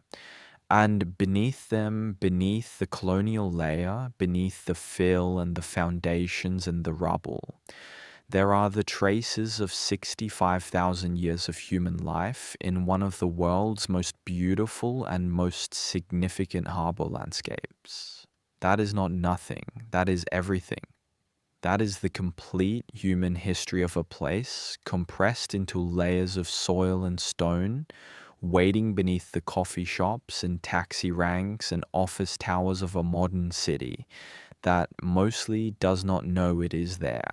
The buried city of Sydney is not a secret that has been kept. It is knowledge that has not been sought. There is a difference. Secrets require someone to be keeping them. Unsought knowledge simply waits in the dark, in the sediment, in the buried lanes and covered foundations, and sealed over springs of a city that has been growing upward while its history deepened beneath it. What will it take to go looking? That is the question, and it is one that Sydney and the people who care about what Sydney means will eventually have to answer, because 12 feet of fill can cover a lot of history, but it cannot make it disappear. Down there in the dark, in the buried city, everything that happened is still happening, still present, still waiting. The streets of Sydney were raised by 12 feet. What lies beneath has never been fully shown, but the investigation has begun. And what it is finding is rewriting the story of this place, layer by layer, stone by stone, in the ancient patient language of the ground itself. The question is not whether the story is there. It is. The question is whether we are ready to hear it. And the answer to that question is one that every generation of Sydney-siders has to give for itself. The most recent excavations, conducted in connection with major infrastructure projects in the last decade, have begun to add a new level of detail to this picture. The construction of the Sydney Metro, the new rapid transit network threading through the sandstone heart of the city, has required excavations in areas of central Sydney that had not been significantly disturbed since the street raising. The investigations mandated under heritage legislation in connection with these excavations have produced a body of evidence that will take years to fully analyze. The preliminary results are consistent with what the earlier piecemeal record suggested. In the deeper excavations below the level of the late 19th century development, there is intact colonial fabric. Buildings or their foundations, activity surfaces with associated artifacts, the physical evidence of the first generation of Sydney's growth, preserved in the sealed deposits of the raised street zone. In some locations, the preliminary analysis has suggested that the artifact assemblages are not fully consistent with the documented history of the areas in which they were found. Objects that appear to predate the known colonial occupation of specific sites. Objects whose origin, on preliminary examination, has proven difficult to assign to the expected colonial material culture categories. Not dramatically anomalous, not inexplicable, but requiring more detailed investigation than the development-driven archaeology program has the resources or the mandate to provide. These preliminary findings are in reports filed with the Heritage Authority. They are accessible to researchers. They are not secret, but they are not public in any meaningful sense either. They exist in a grey literature that the field knows about, but that the public does not read. And this is perhaps the most frustrating aspect of the buried city story. It is not that the information does not exist. It is that the information exists in fragments, spread across decades of development archaeology reports, incompletely analyzed, inconsistently interpreted, never synthesized into a coherent account that reflects the full complexity of what has been found. The buried city is there, the evidence is there, the story that it tells is, in pieces, already known. What does not yet exist is the comprehensive narrative that would allow that story to be understood in its full significance. The project of assembling that narrative, of taking the fragments and the grey literature and the unanalyzed artifact collections and the oral traditions and the Aboriginal cultural knowledge and the geological record and the historical surveys, of assembling all of that into a coherent account of the full human history of this place, is still to be done. It will be done eventually. The buried city will not remain buried forever, in the intellectual as well as the physical sense. The layers will be investigated, the story will be told, the significance will be understood. But how long that takes and how much is lost in the meantime depends on choices that the people of this city and the institutions that act on their behalf are making now. Every day that the boxes of unanalyzed artifacts sit in their storage facilities, every day that the non-invasive survey is not funded, every day that the oral traditions of the Gadigal and Eora communities are not integrated into the investigation, every day is a day of information lost and a day of the story remaining untold. The streets of Sydney were raised by 12 feet. Beneath them is a city that was there before. And that city has a story to tell, if anyone is willing to listen. The ground is speaking. All that is required is for someone to hear. Listen for a moment to what it might say, not in the language of reports and excavation records and heritage assessments, in a different language. The language of the physical world, the language that archaeologists have learned to read, the language that is spoken by objects and soil layers, and the way a wall leans against another wall in the dark. The early colonial buildings buried beneath the rocks are speaking about the people who built them, convicts who had come from the other side of the world, who had built nothing in this climate, who had no blueprint for a settlement in a harbor of extraordinary beauty and zero infrastructure, who used the sandstone that the land offered because there was nothing else, who shaped their spaces to the contours of the ground rather than imposing geometry on it, because the ground was too steep and too rocky for geometry, who created in the narrow lanes and improvised terraces of the first colonial decade a kind of built environment that was unlike anything that had existed before in European tradition, because it was a response to conditions that European tradition had no framework for. The Aboriginal layers beneath those colonial layers are speaking in an older and more patient voice about the management of a landscape that was already perfect before anyone tried to improve it, about the freshwater springs that gave the basin its particular richness, about the fish traps and aquaculture systems that supported a population far larger than the colonists initially imagined, about the ceremonial geography that made the headlands and harbor shores into a mapped and meaningful space long before any European surveyor tried to record it.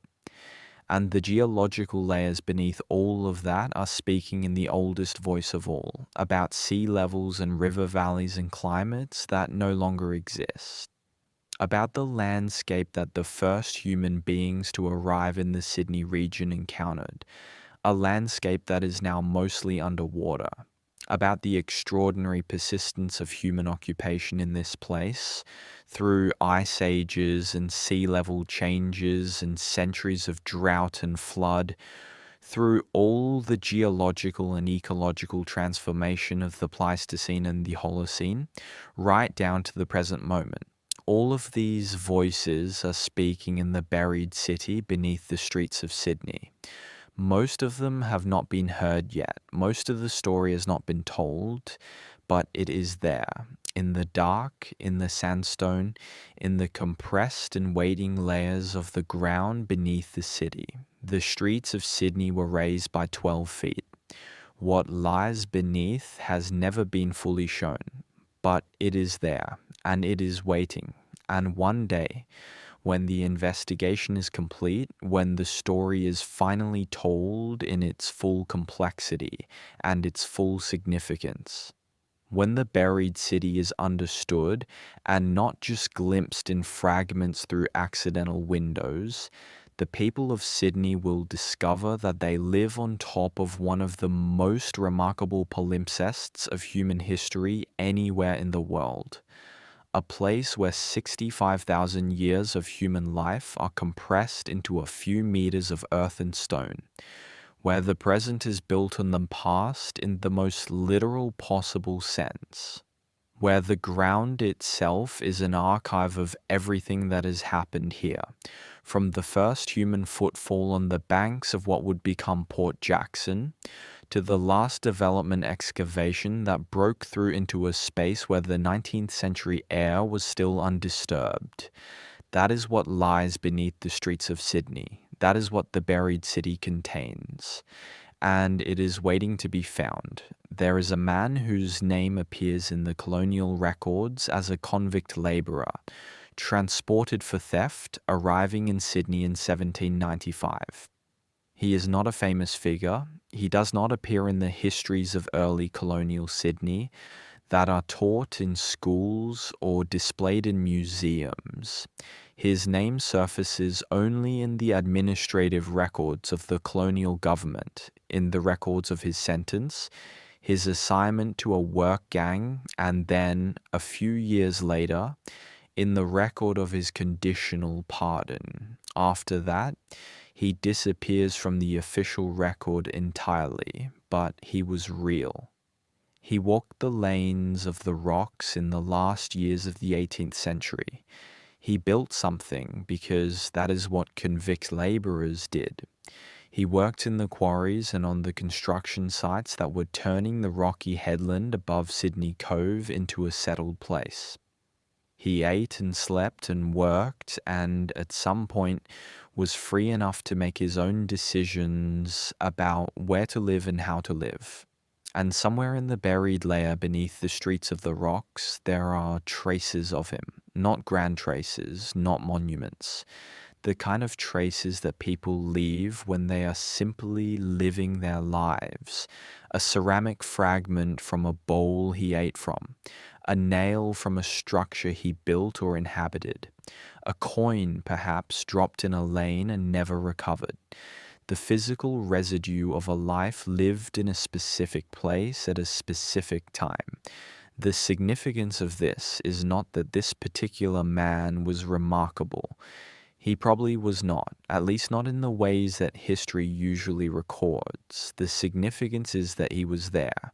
He was one of the thousands of people who occupied the lanes and buildings of early colonial Sydney, whose presence shaped the physical and social character of the settlement, and whose lives are almost entirely invisible in the written record. Archaeology can, in principle, recover traces of his presence. Not his name, not his personal history, but the material evidence of his occupation of a specific space. The kinds of objects he used, the food he ate, the physical environment he inhabited. These are not trivial details. They are the substance of a life that the written record does not capture. And that is the deeper significance of the buried city. It is not simply a collection of old buildings and artifacts. It is the physical record of people who would otherwise have no record at all. The convicts and former convicts, the working poor, the Aboriginal people who negotiated the complex and often violent transformation of their landscape in the early colonial period. These are the people who are least visible in the official historical record. They are potentially the most visible in the archaeological one. The buried city of Sydney is, in this sense, a democracy of evidence. The grand buildings and civic structures of the colonial period have been preserved in the official heritage record, in the histories that are written, and the museums that are curated. The humble buildings of the working population were buried and forgotten, but burial is also preservation, and the people whose lives are least visible in the conventional historical record may be the ones whose physical traces are best preserved in the buried layers. The question of what the Aboriginal people who had lived in the Sydney Basin for tens of thousands of years did in the first years of the colonial settlement is one of the most fraught in Australian history. The official record is limited, partly because the colonial administration was not particularly interested in documenting Aboriginal responses to colonisation, except when those responses created difficulties for the colonial project, and partly because the communications between Aboriginal and colonists were often in modes that were not written down. What the physical record suggests, where it can be interpreted, is that the interaction between Aboriginal people and the colonial settlement in its first decades was more extensive and more complex than the conventional narrative of complete separation, and then conflict describes. Aboriginal people were present in the settlement. They moved through the lanes of the rocks and the dockside areas of Sydney Cove. They traded with colonists. They provided knowledge about the landscape that was essential to the survival of the early settlement, knowledge about the location of fresh water, about the edible plants and animals of the basin, about the routes through the surrounding country. Some of this knowledge left no physical trace. The oral transmission of landscape knowledge does not deposit anything in the archaeological record, but the movement of people through spaces does leave traces. The presence of Aboriginal artifacts in colonial occupation layers. The presence of food remains that reflect Aboriginal foodways rather than European ones. The evidence of shared domestic spaces, which the archaeological record occasionally suggests, even where the written record is silent about it. The picture that emerges fragmentarily from the physical evidence is of an early colonial settlement that was more permeable, more mixed, more genuinely intercultural in its day-to-day practice than the official record acknowledges, not harmoniously so. The violence of colonial dispossession was real and ongoing from the very beginning. But in the lanes and workplaces of the early settlement, the boundaries between Aboriginal and colonist were not as absolute in practice as they were supposed to be in principle. The buried city contains the physical evidence of this complexity, and in a historiography that has sometimes been more comfortable with the clear narrative of colonial oppression and Aboriginal resistance than with the messy reality of a complicated contact zone, that physical evidence matters. The tank stream is, in many ways, the central symbol of the buried city.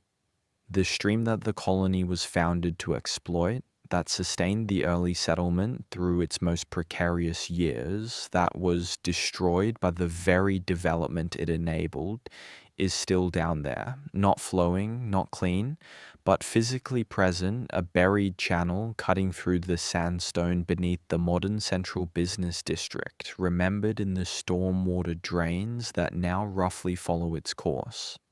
The tank stream has been partially investigated over the years. The colonial government, in an early exercise in heritage curiosity, had stone tanks cut into the bedrock of the stream to protect the water supply. And these tanks, which gave the stream its colonial name, are still accessible in one location, preserved beneath a small heritage space in a basement on Pitt Street. You can go down there and stand next to the 200-year-old carved sandstone tanks and understand, in a physical way that no written account provides, what the colony's relationship with its water supply was like. But the broader course of the tank stream has not been fully investigated.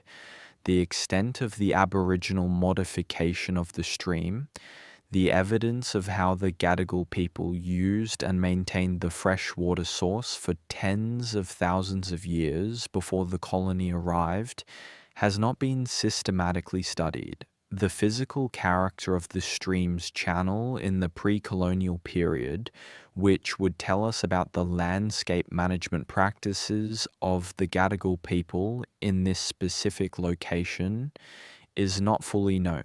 What is known is that the stream's catchment area, the slopes that drained into it from the ridge to the south, was a central part of the Gadigal territory in the Sydney area. The stream was not simply a water source. It was a landscape feature with ceremonial and cultural significance, embedded in the Gadigal's understanding of their country in ways that we cannot fully reconstruct from the physical evidence alone. The destruction of the tank stream as a functional water body, which was effectively complete by the early 19th century, was not simply a hydrological event. It was the erasure of a central feature of the lived landscape of a people who had maintained a relationship with that landscape for 65,000 years. The buried stream is a symbol of that erasure, and the failure to fully investigate its pre-colonial character is part of the broader failure to fully reckon with the depth and the significance of what was lost in the colonial transformation of the Sydney Basin. There is a strand of inquiry that sits at the edge of the mainstream of Australian archaeology and history, not quite outside it, but not entirely comfortable within it either. It concerns the question of what the Gadigal and other Eora peoples knew about their own deep history, the depth of time represented by the physical remains of their ancestors' occupation of the Sydney Basin. Aboriginal oral traditions in Australia encode an extraordinary range of information about the past. There are traditions that describe geological events, volcanic eruptions and earthquakes and changes in sea level that can be dated by geological investigation to tens of thousands of years ago. The traditions are not metaphorical descriptions of these events. They are precise, geographically specific accounts that can be matched to the physical record. This has been demonstrated in research published in peer-reviewed scientific journals. The implication is that Aboriginal oral traditions can preserve accurate information about events that occurred tens of thousands of years ago, across hundreds of generations of transmission. This is remarkable. It is also, if you think about it, not entirely surprising. In a society where oral tradition is the primary medium of knowledge transmission, and where that tradition is maintained with great care and seriousness, information can persist far longer than in cultures that rely on writing. For the specific question of the buried city, this suggests that the Gadigal cultural tradition may preserve knowledge about the physical landscape of the Sydney Basin that goes back to periods represented in the buried layers, not in the sense of specific events or specific structures necessarily, but in the sense of a deep landscape memory, an understanding of the character and the significance of specific places that reflects tens of thousands of years of continuous association. Engaging with this knowledge, treating it as a source of information about the buried landscape rather than simply as a cultural artifact to be respected and protected, is a methodological challenge that archaeologists are only beginning to grapple with. The tools for integrating oral tradition and physical archaeology have been developed in indigenous archaeology contexts in other parts of the world. In Australia, the process is more recent and more contested, partly because the relationship between the archaeological establishment and Aboriginal communities has not always been one of mutual respect and genuine collaboration, but the potential is significant. A systematic program of investigation of the buried layers of central Sydney that genuinely integrated the knowledge of the Gadigal and other Eora communities, treating their cultural tradition as a primary source of information about the landscape, rather than simply as a body of cultural heritage to be consulted for permission, would be a different kind of investigation from anything that has been attempted so far. It would produce a different kind of knowledge. A picture of the buried city that included the Aboriginal landscape as it was known and understood by the people who lived in it, rather than simply as it appears in the physical record read through the lens of Western archaeological method. That picture would be richer and more accurate and more truthful than the one we currently have. The historians who have studied the street raising in detail have identified something interesting about the process that goes beyond the simple narrative of urban improvement. The decision to raise the streets of specific areas of Sydney was not made in a vacuum. It was made in the context of a broader set of decisions about which parts of the city were to be improved and which were to be cleared. The street raising was often the second step in a process whose first step was the displacement of the existing population. The areas targeted for street raising were, almost without exception, the most densely populated working class areas of the city: the Rocks, the lower waterfront, the margins of the central business district, where the convict era and early colonial settlement had been most densely packed. These were the areas where the population that the colonial and later the New South Wales administration regarded as the problem population lived: the former convicts and their descendants, the working poor, the small tradespeople and labourers and dock workers who had built their lives in the interstices of the colonial economy. Raising the streets in these areas was, in many cases, preceded by or accompanied by the displacement of that population. Slum clearances, as they were beginning to be described by the late 19th century. Properties were condemned as unfit for human habitation, and their residents were evicted. The buildings were demolished or simply buried. The population dispersed to other areas of the city or into the emerging suburban ring. The street raising was thus not simply an engineering project, it was a social project, a project of urban renewal in the original sense of that term, which did not mean improving conditions of the existing population, but replacing them with a different population in a rebuilt environment. The working class culture of the rocks, the dense, complex, self-organized social world that had grown up in the lanes and terraces of the early colonial settlement, was dispersed along with the people who had created it. What was buried under the fill was not just buildings and artifacts, it was a way of life. The social geography of a community that had existed in one form or another since the first years of the colony. The patterns of work and sociality and mutual obligation that had developed in the specific conditions of the early colonial period.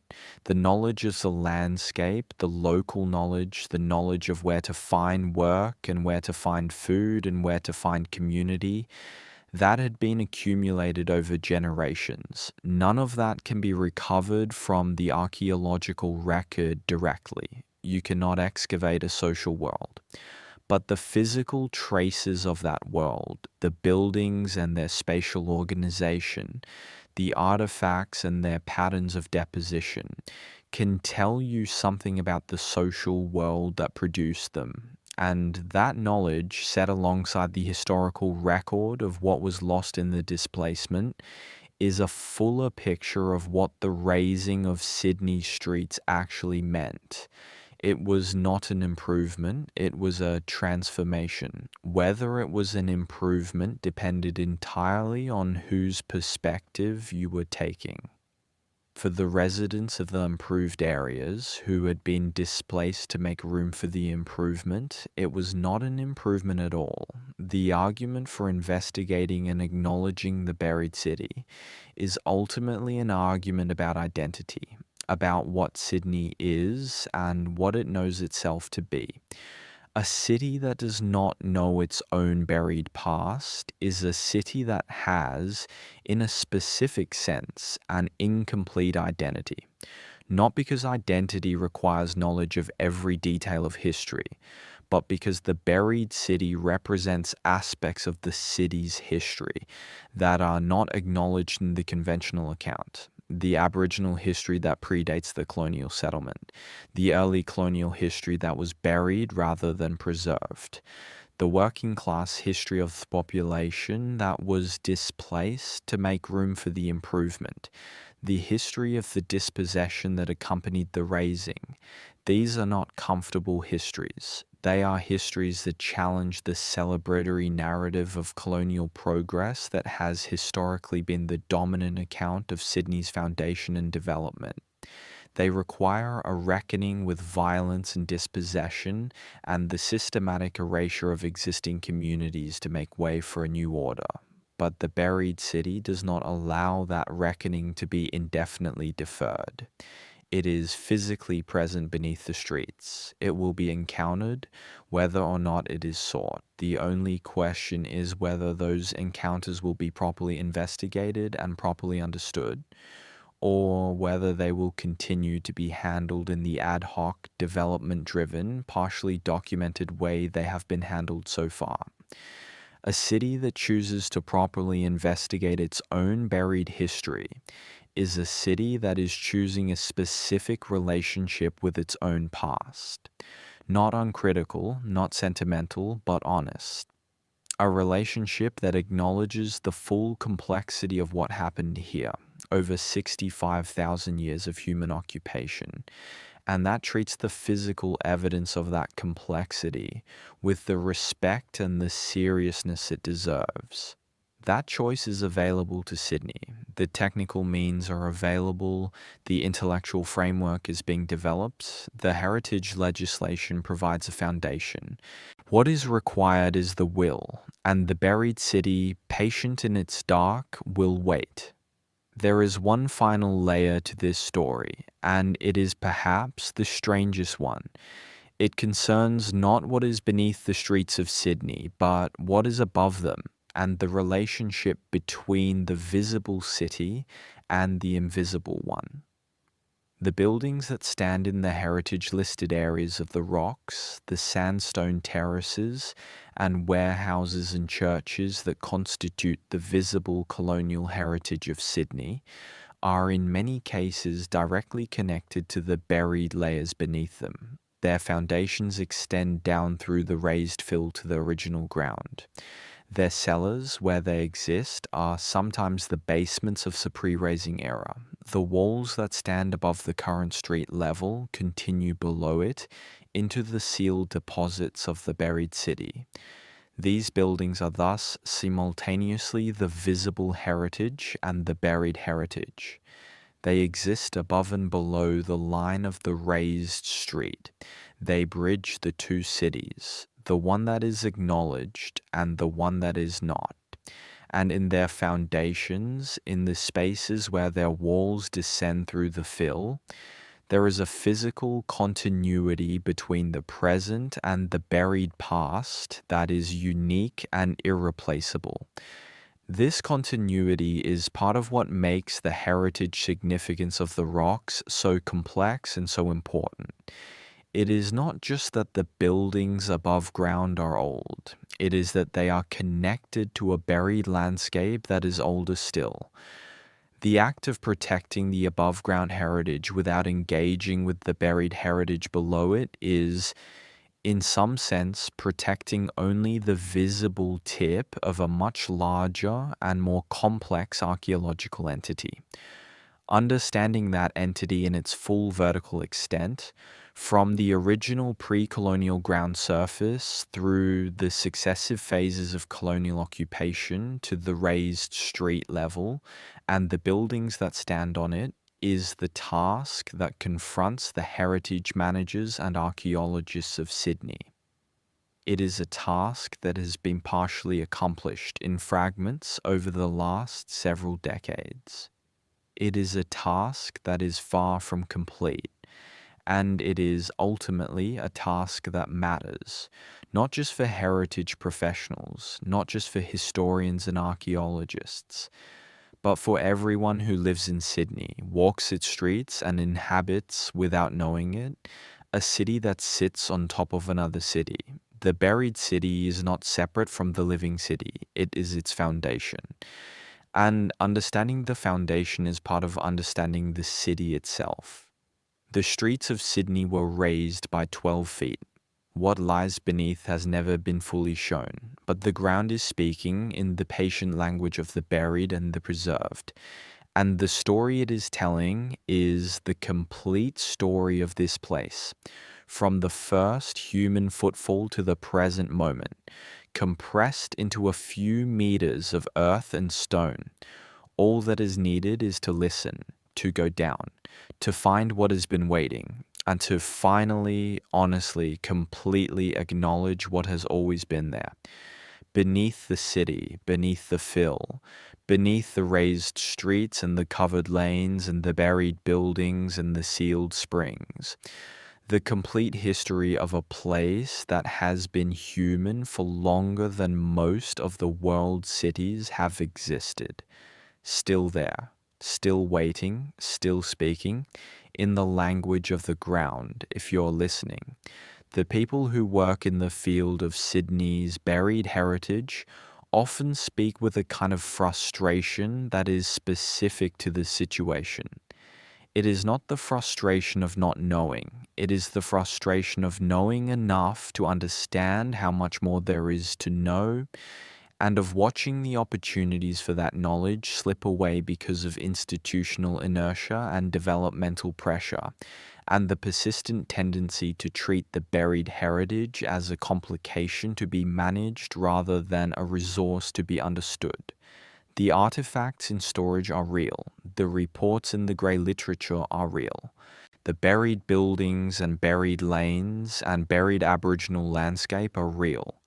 The evidence that has been accumulated, imperfectly and incompletely but genuinely over decades of investigation, represents a body of knowledge that is already, in its current state, a remarkable achievement. But the gap between what is known and what could be known is enormous. And the consequences of not closing that gap are not abstract. They are the loss of specific, non renewable information about the human history of a specific place. Information that will not be available to future generations if it is not recovered now. The urgency of this is not always felt in the institutions that are responsible for the buried heritage.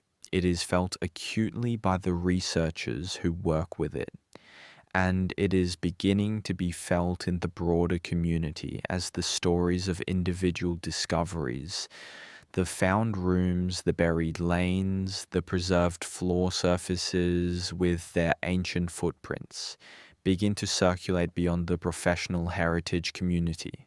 The buried city of Sydney is becoming known, slowly, imperfectly, in fragments and glimpses, but known. And the knowing changes things. It changes the way people think about the city they live in. It changes the way they think about the ground beneath their feet. It creates a different relationship with the place. A relationship that acknowledges the depth of the history that is literally underfoot, that recognizes the city as something more than the visible surface it presents to the world. That different relationship is valuable in itself, not just as a spur to investigation, though it is that, but as a mode of inhabiting a place more fully, more honestly, more consciously. You live above the buried city. The streets you walk were raised. What lies beneath has never been fully shown, but now you know it is there. And that knowledge changes what the city is to you. It makes it deeper. It makes it more complex. It makes it more fully itself. The buried city of Sydney is not a mystery to be solved once and then set aside. It is a continuing presence beneath the current surface. It will be there long after everyone who reads these words is gone.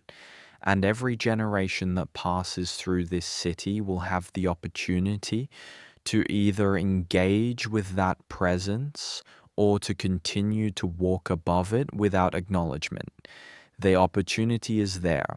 The evidence is there. The question is always the same. Are you willing to look down? Walk through the rocks today, and you are walking through a palimpsest, the heritage-listed buildings of sandstone and iron lacework, the tourists with their cameras, the cafes and the galleries and the weekend markets, the harbour glittering at the end of every street that runs down to the water.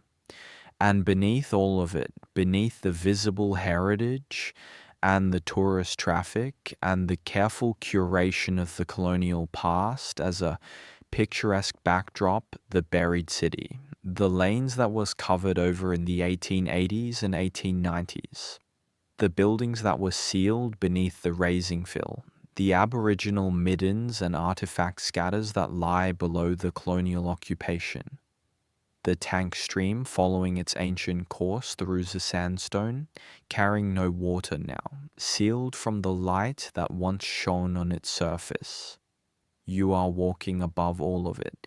The soles of your shoes on the current pavement are separated by 12 feet of fill from the original ground. The world you inhabit is a surface, a constructed surface, placed over the original landscape by people who wanted a newer, cleaner, more functional city, and were willing to bury the old one to get it, and the old one is still there. This is the simple, extraordinary fact at the heart of the buried city story, not a theory, not a speculation. A physical reality. Beneath the streets of Sydney, there is another city, older, stranger, more complex, and in many ways more honest about the full history of this place than the city that has grown up above it. It has been waiting in the dark and the silence of the buried ground for someone to acknowledge it fully, for the investigation to be complete, the story to be told, the reckoning to happen. The streets of Sydney were raised by 12 feet. What lies beneath has never been fully shown, but it is there. It has always been there. And now, perhaps, the Aboriginal people who lived in the Sydney region in the years immediately following the colonial settlement were navigating an extraordinary situation. Their landscape was being rapidly transformed. Their population was being devastated by disease. Their social and political relationships were being disrupted by the presence of a new power that did not recognize their sovereignty over their own country. And at the same time, they were adapting, negotiating, finding ways to maintain their identity and their connections to their country in conditions of enormous pressure and difficulty. The physical evidence of that adaptation is in the buried layers. Aboriginal people lived in the colonial settlement, not as subjects of the colony, but as independent agents navigating a new landscape. They worked for colonists, traded with them, and in some cases formed relationships of various kinds with them. The material traces of Aboriginal presence in the colonial settlement are present in the archaeological record where it has been investigated. But the traces of the adaptation are also in the landscape features that the Aboriginal people maintained as long as they could, and that were eventually buried or destroyed as the colonial development continued. The pathways through the landscape, the freshwater sources, the gathering places, and ceremonial locations. These features are not visible in the current urban landscape, but they are present in the buried layers, if only as the negative evidence of their absence, the locations where the colonial development specifically targeted and transformed Aboriginal landscape features. Mapping the colonial disruption of the Aboriginal landscape is one of the tasks of the Buried City investigation, not as an end in itself, but as a way of understanding what the Aboriginal landscape was before the disruption. If you know where the colonial development was most intense, and you know the pattern of Aboriginal landscape use in the pre-colonial period, you can begin to reconstruct the specific Aboriginal landscape features that were targeted and transformed. And from that reconstruction, you can begin to understand what was lost and what, if anything, was preserved. The Gadigal community has been involved in various aspects of the heritage work in the rocks and surrounding areas over the last several decades. Their participation has added a dimension to the archaeological investigation that it would not otherwise have: the knowledge of specific places and their significance, the oral tradition of landscape features that no longer exist in visible form, the cultural framework for understanding what the physical evidence means. This participation has not always been easy or smooth. The institutional frameworks within which heritage work is conducted were not designed with Aboriginal community participation as a central element. They have been adapted to accommodate it with varying degrees of success. The relationship between the archaeological establishment and the Aboriginal communities whose heritage is at stake in the Buried City investigation is a work in progress, but it is progress. And the progress matters because the Buried City cannot be fully understood without the knowledge that the Gadigal and other Eora communities hold, not as a supplement to the archaeological investigation, as an essential component of it. The question of public access to the Buried City, raised earlier in this account, deserves further consideration because the argument for investigation is not complete without an argument for communication. The knowledge that the investigation produces has value only if it is shared. Sydney has a strong heritage tourism sector. The rocks, the harbour foreshore, the colonial buildings and streetscapes of the inner city all attract significant visitor numbers. The stories those visitors are told are predominantly the stories of the visible heritage, the colonial buildings that survived, the harbor that has been the city's defining feature since the first settlement, the stories of the famous figures of colonial history. The stories of the buried city are not told in the same systematic way. They emerge occasionally in temporary exhibitions or heritage interpretation signs or academic publications that reach specialist audiences. They do not constitute a coherent public narrative of the buried heritage that matches the public narrative of the visible heritage. Creating that coherent public narrative is not simply a matter of better marketing. It requires the investigation to be sufficiently advanced to provide a solid evidential foundation. It requires the interpretation to be developed in consultation with the Aboriginal communities whose heritage is represented in the deepest layers. It requires the institutional willingness to tell a story that is not simply celebratory, that acknowledges the darker aspects of the buried heritage alongside the more palatable ones. But it is possible and it is worth doing, because the buried city is, in the end, one of the most extraordinary things about Sydney.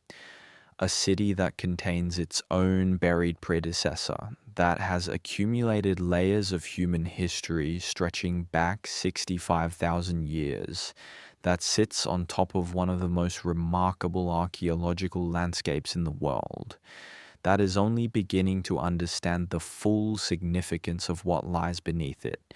That is a story worth telling, and the telling of it would change the way people relate to the city. It would make the familiar strange in the best possible way. It would create a different relationship between the inhabitants of the present city and the people who inhabited the same place in earlier times. A relationship of acknowledgement and curiosity and respect, rather than the relationship of unconscious occupation that characterizes the current situation. The history of Sydney's street raising is not entirely unique in the history of urban development. As mentioned earlier, cities all over the world have raised their streets, filled their harbors, covered their streams, buried their earlier selves. The buried city is a universal urban phenomenon, but the specific version of it that exists in Sydney is shaped by circumstances that give it a particular character.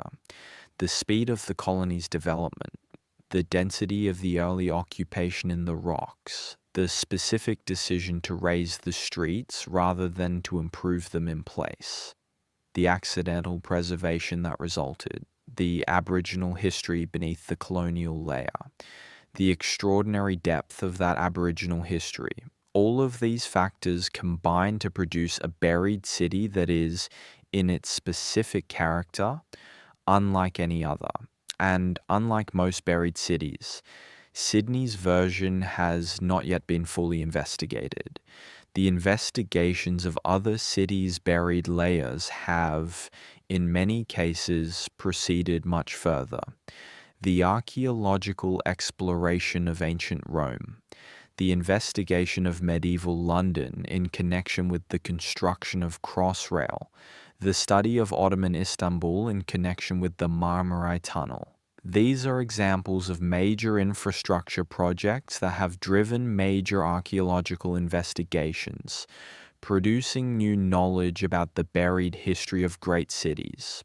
The question is whether the political and institutional will can be assembled to match the intellectual and evidential case.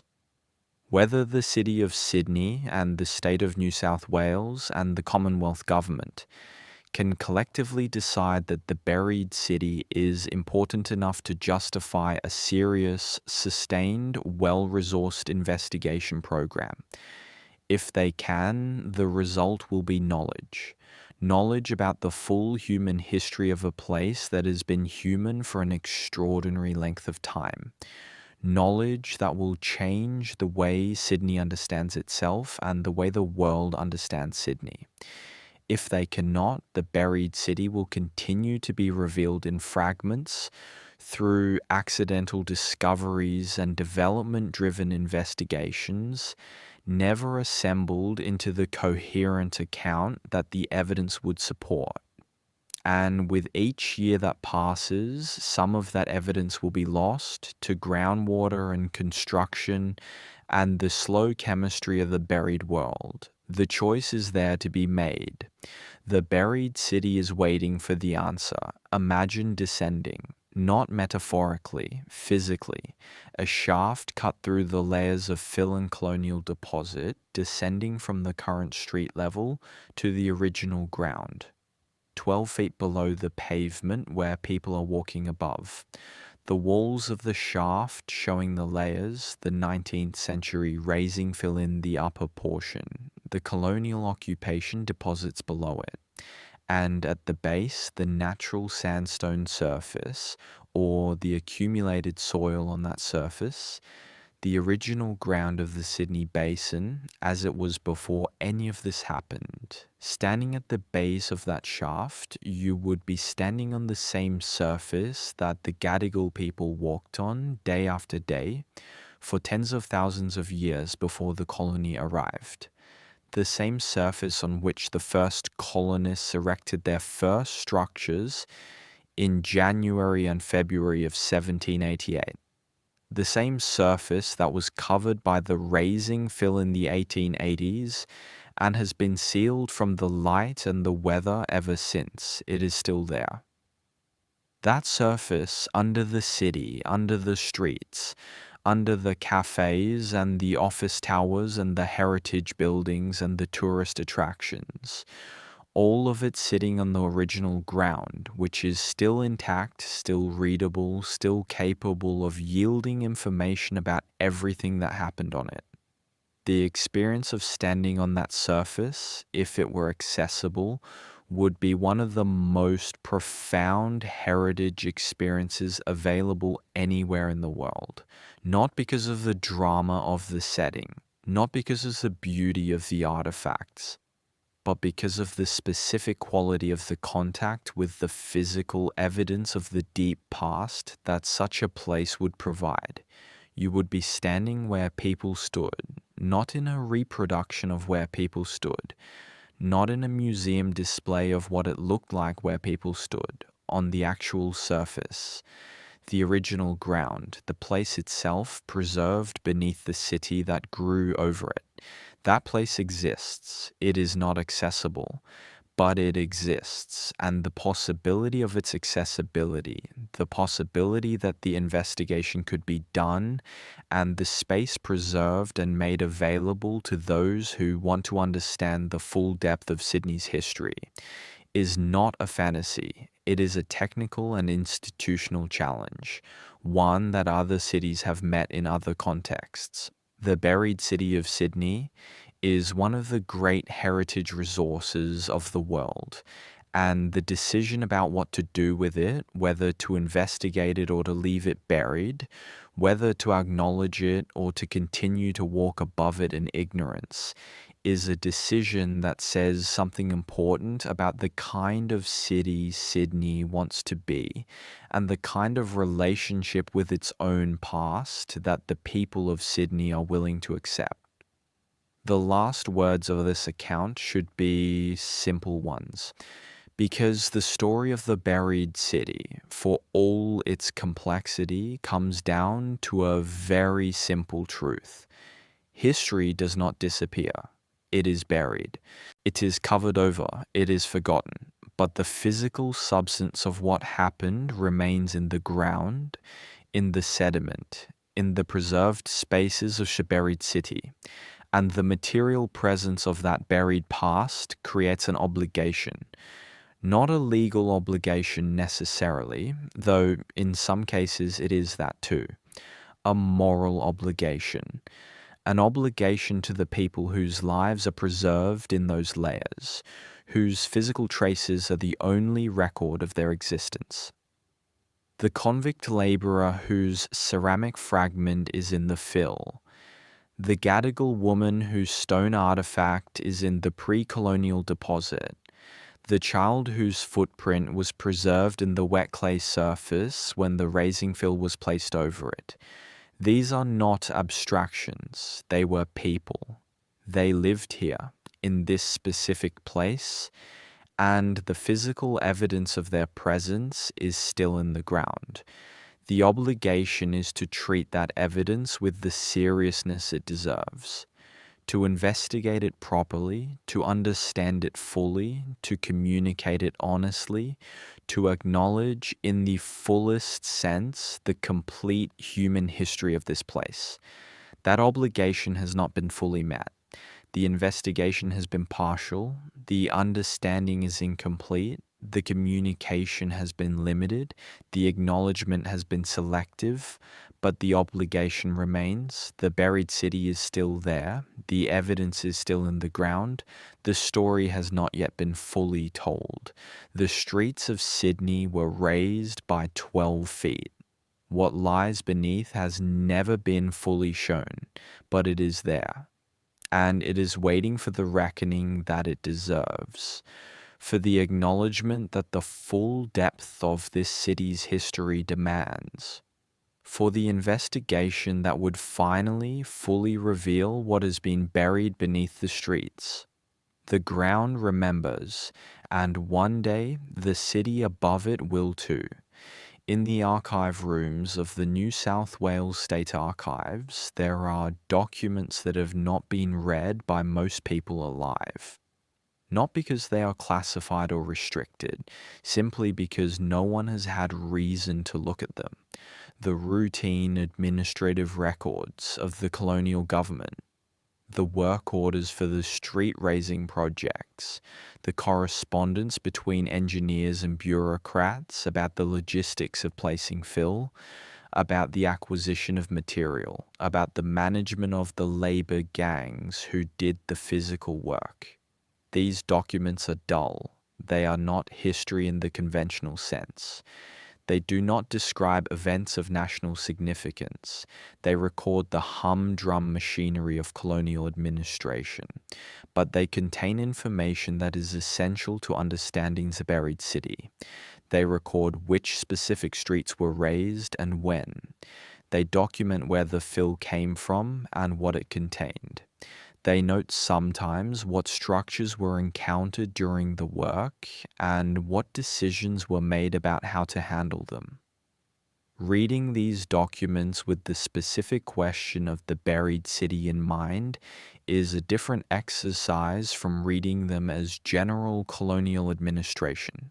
They become maps, not of the current city but of the process of burial.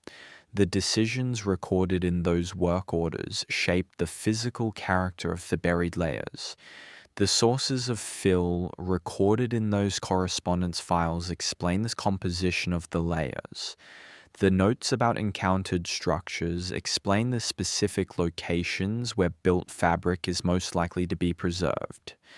Some researchers have done this reading. It is part of the body of knowledge about the buried city that has been accumulated in the heritage field, but it has not been done systematically across the full run of the relevant records. There are likely documents in the archive that bear directly on the buried city investigation that have not yet been identified or read.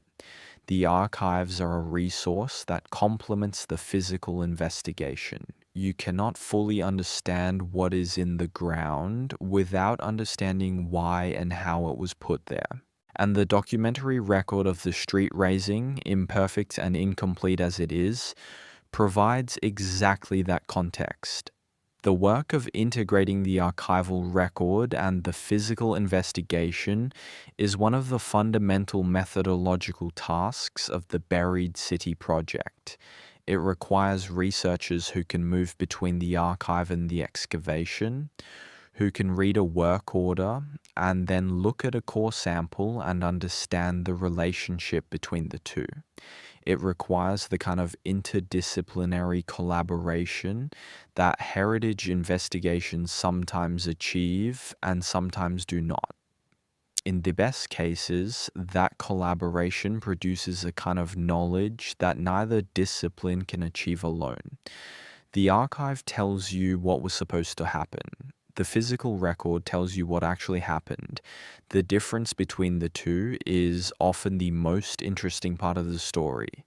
The investigation of the harbor as an archaeological resource has been limited by the practical challenges of underwater work in a busy, commercially active port. But the technology is advancing. The techniques for non-invasive survey of underwater deposits, for precise recovery of material from defined context underwater, for the analysis of harbor sediment as an environmental archive are all improving. The time when the harbor floor can be properly investigated is approaching. When it comes, the harbor will add another layer to the story of the buried city.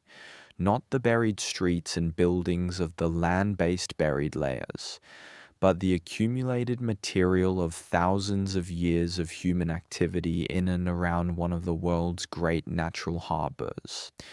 A maritime archive that complements the terrestrial one. The buried city extends beneath the water. The languages of the Eora people of the Sydney region are among the most important intellectual and cultural resources for understanding the buried city. Not in the obvious sense that they record historical events, but in the more subtle sense that they encode a relationship with the landscape of the Sydney Basin that has been built up over tens of thousands of years of occupation. The place names in Eora languages are a geographical record of the pre-colonial landscape. They name features that no longer exist in visible form. The freshwater springs that have been capped, the creeks that have been culverted, the trees and rock formations that have been removed by development, the sacred sites that have been built over. In the place names, the pre-colonial landscape survives in linguistic form, even where it has been physically destroyed.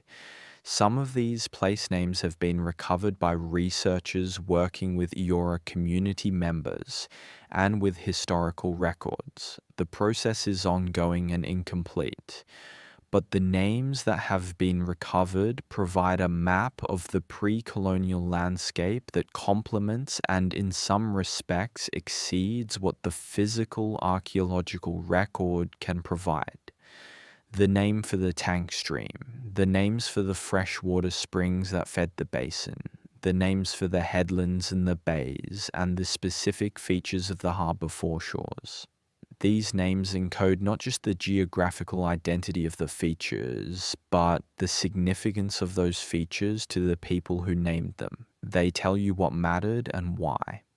Integrating this linguistic and cultural map with the physical archaeological map of the buried city is one of the most intellectually challenging and most potentially rewarding aspects of the investigation.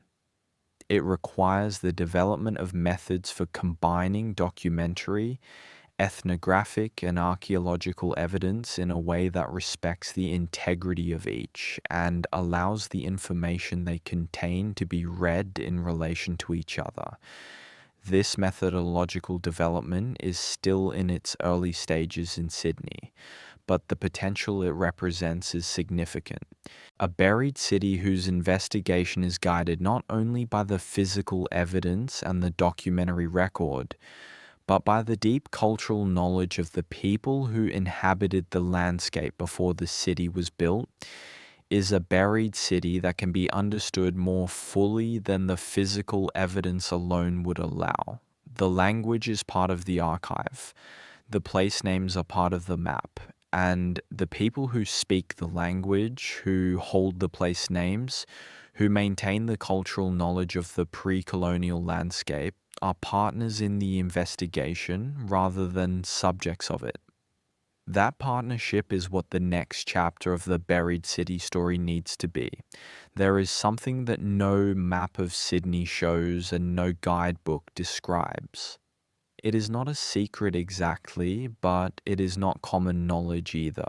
It is the fact that in certain locations in the inner city, the ground level changes not because the terrain changes, but because the decision was made at a specific point in the 19th century to change it, to bring the street up, to raise the grade, to cover what was there and create a new surface.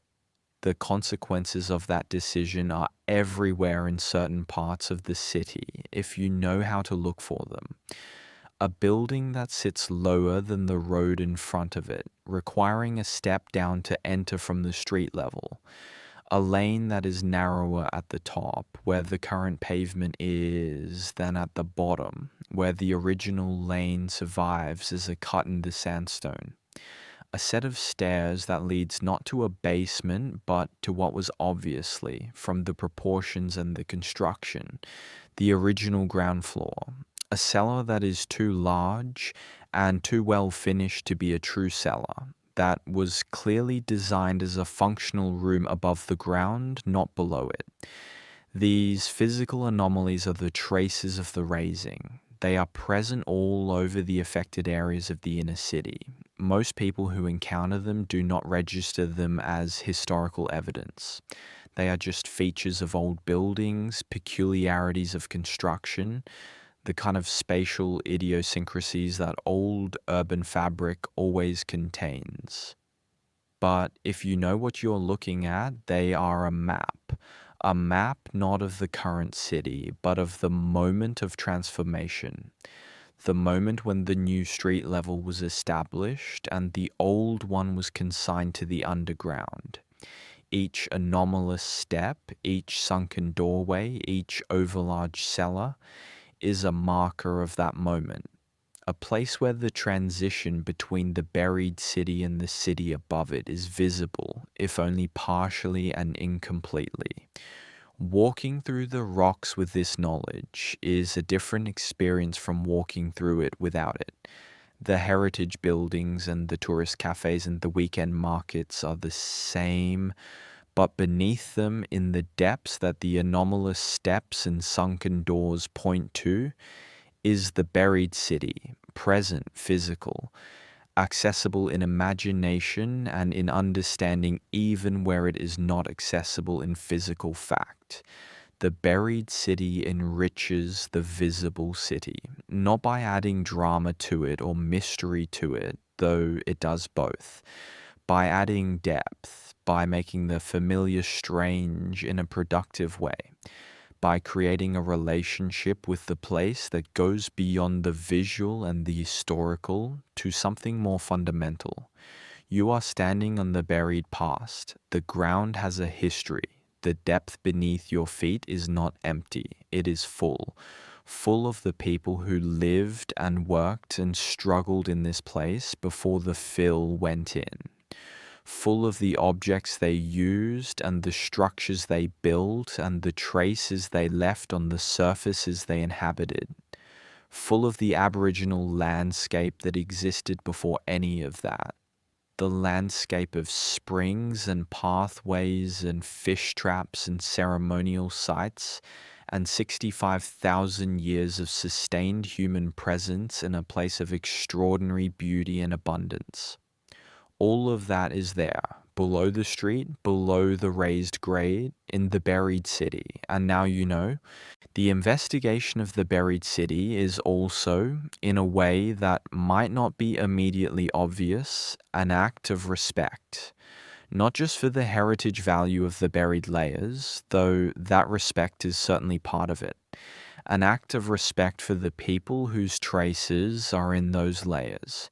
The recognition that their lives were real, that what happened to them matters, that the physical evidence of their presence in this place deserves the same careful attention that we give to the physical evidence of the lives of people who are considered historically important. The convict laborer whose broken ceramic is in the fill does not have a biography. He does not have a museum dedicated to him. He does not appear in the histories that are taught in schools. But he was here. He was real. He experienced this place as his world, and the physical traces of his presence in this specific location are, in the most literal possible sense, all that remains of him. Treating those traces with the seriousness and the care that proper archaeological investigation requires is a form of acknowledgement, not just of the heritage value of the artifacts, of the humanity of the person who left them. This is true across all the layers of the buried city. The Aboriginal woman whose stone artifact is in the pre-colonial deposit was not, in the colonial imagination, a person whose life mattered. The colonial project was premised, in important respects, on the denial of the full humanity of Aboriginal people, but the physical trace of her presence preserved in the ground that the colonial project tried to transform beyond recognition insists on her reality, on the fact that she was here, that she was human, that her life had the same density and complexity and significance as any other human life. The buried city is full of these insistences. The physical residue of people whose lives were denied significance by the dominant forces of the periods in which they lived. And the investigation of the buried city is, at one level, simply the act of acknowledging those insistences, of treating the physical evidence of every human life that has left a trace in this ground with the same seriousness, the same care, the same investment in understanding. That is not a political statement. It is a methodological one. Good archaeology treats every piece of evidence equally, regardless of the social status of the person who left it. The richness of the information that the buried layers of Sydney contain comes precisely from the fact that those layers preserve the evidence of people across the full social spectrum of colonial society and across the full depth of the Aboriginal occupation that preceded it. The final thought in this account returns to the beginning, the city on top of a city, the streets that were raised, the ground that is not the ground. Every morning, millions of people in Sydney wake up and go about their lives. They walk to work and to school and to the shops. They take the train and the bus and the ferry. They sit in cafes and offices and parks. They navigate the streets of a city that is, for most of them, simply the physical backdrop to their daily lives, familiar, unremarkable, present. Beneath their feet, in the dark and the silence of the buried city, the history of this place is preserved in physical form. The buildings of the earliest colonial settlement, the Aboriginal landscape that the colonists transformed, the accumulated traces of 65,000 years of human life in one of the world's great harbour landscapes. Most of those people walking above the buried city have no idea it is there. They have no particular reason to think about what lies beneath the streets they walk on. The buried city is not part of the ordinary awareness of ordinary urban life. But it is there, and knowing it is there changes something, not dramatically, not in a way that transforms daily life, but in a way that deepens the relationship with the place.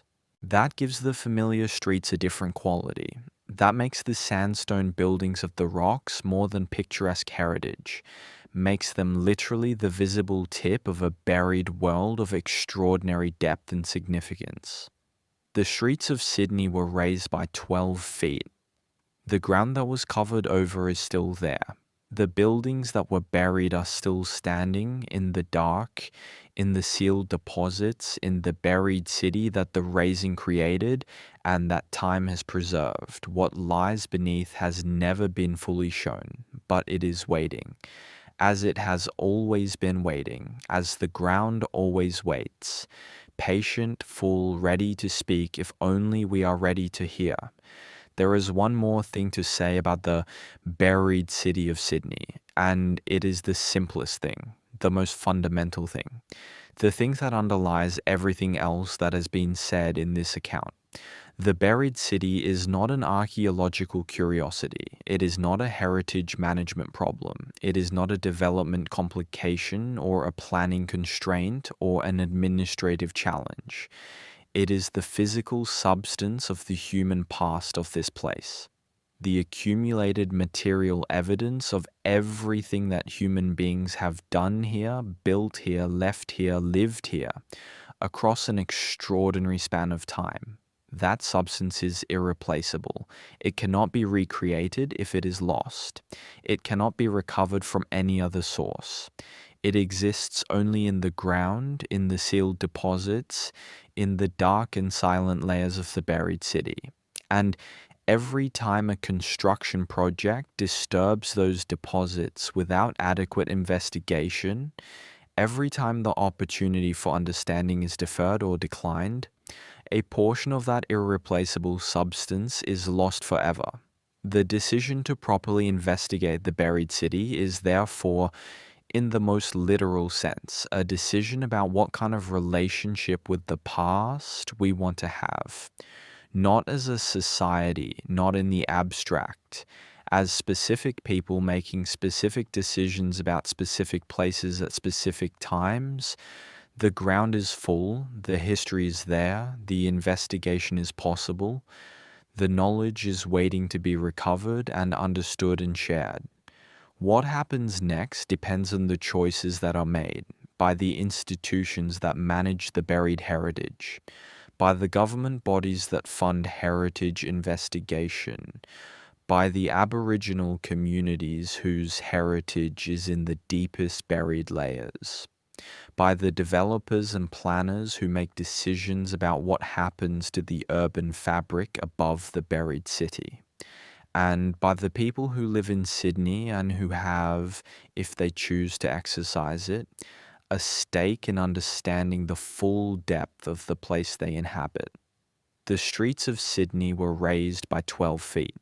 Beneath them, the buried city waits, full of the human past, waiting for the full attention it deserves. The story is not finished. It is barely begun. The buried city is a gift, not one that was intended, not one that was planned or preserved with care, but a gift nonetheless. The unintended consequence of a practical decision made 150 years ago.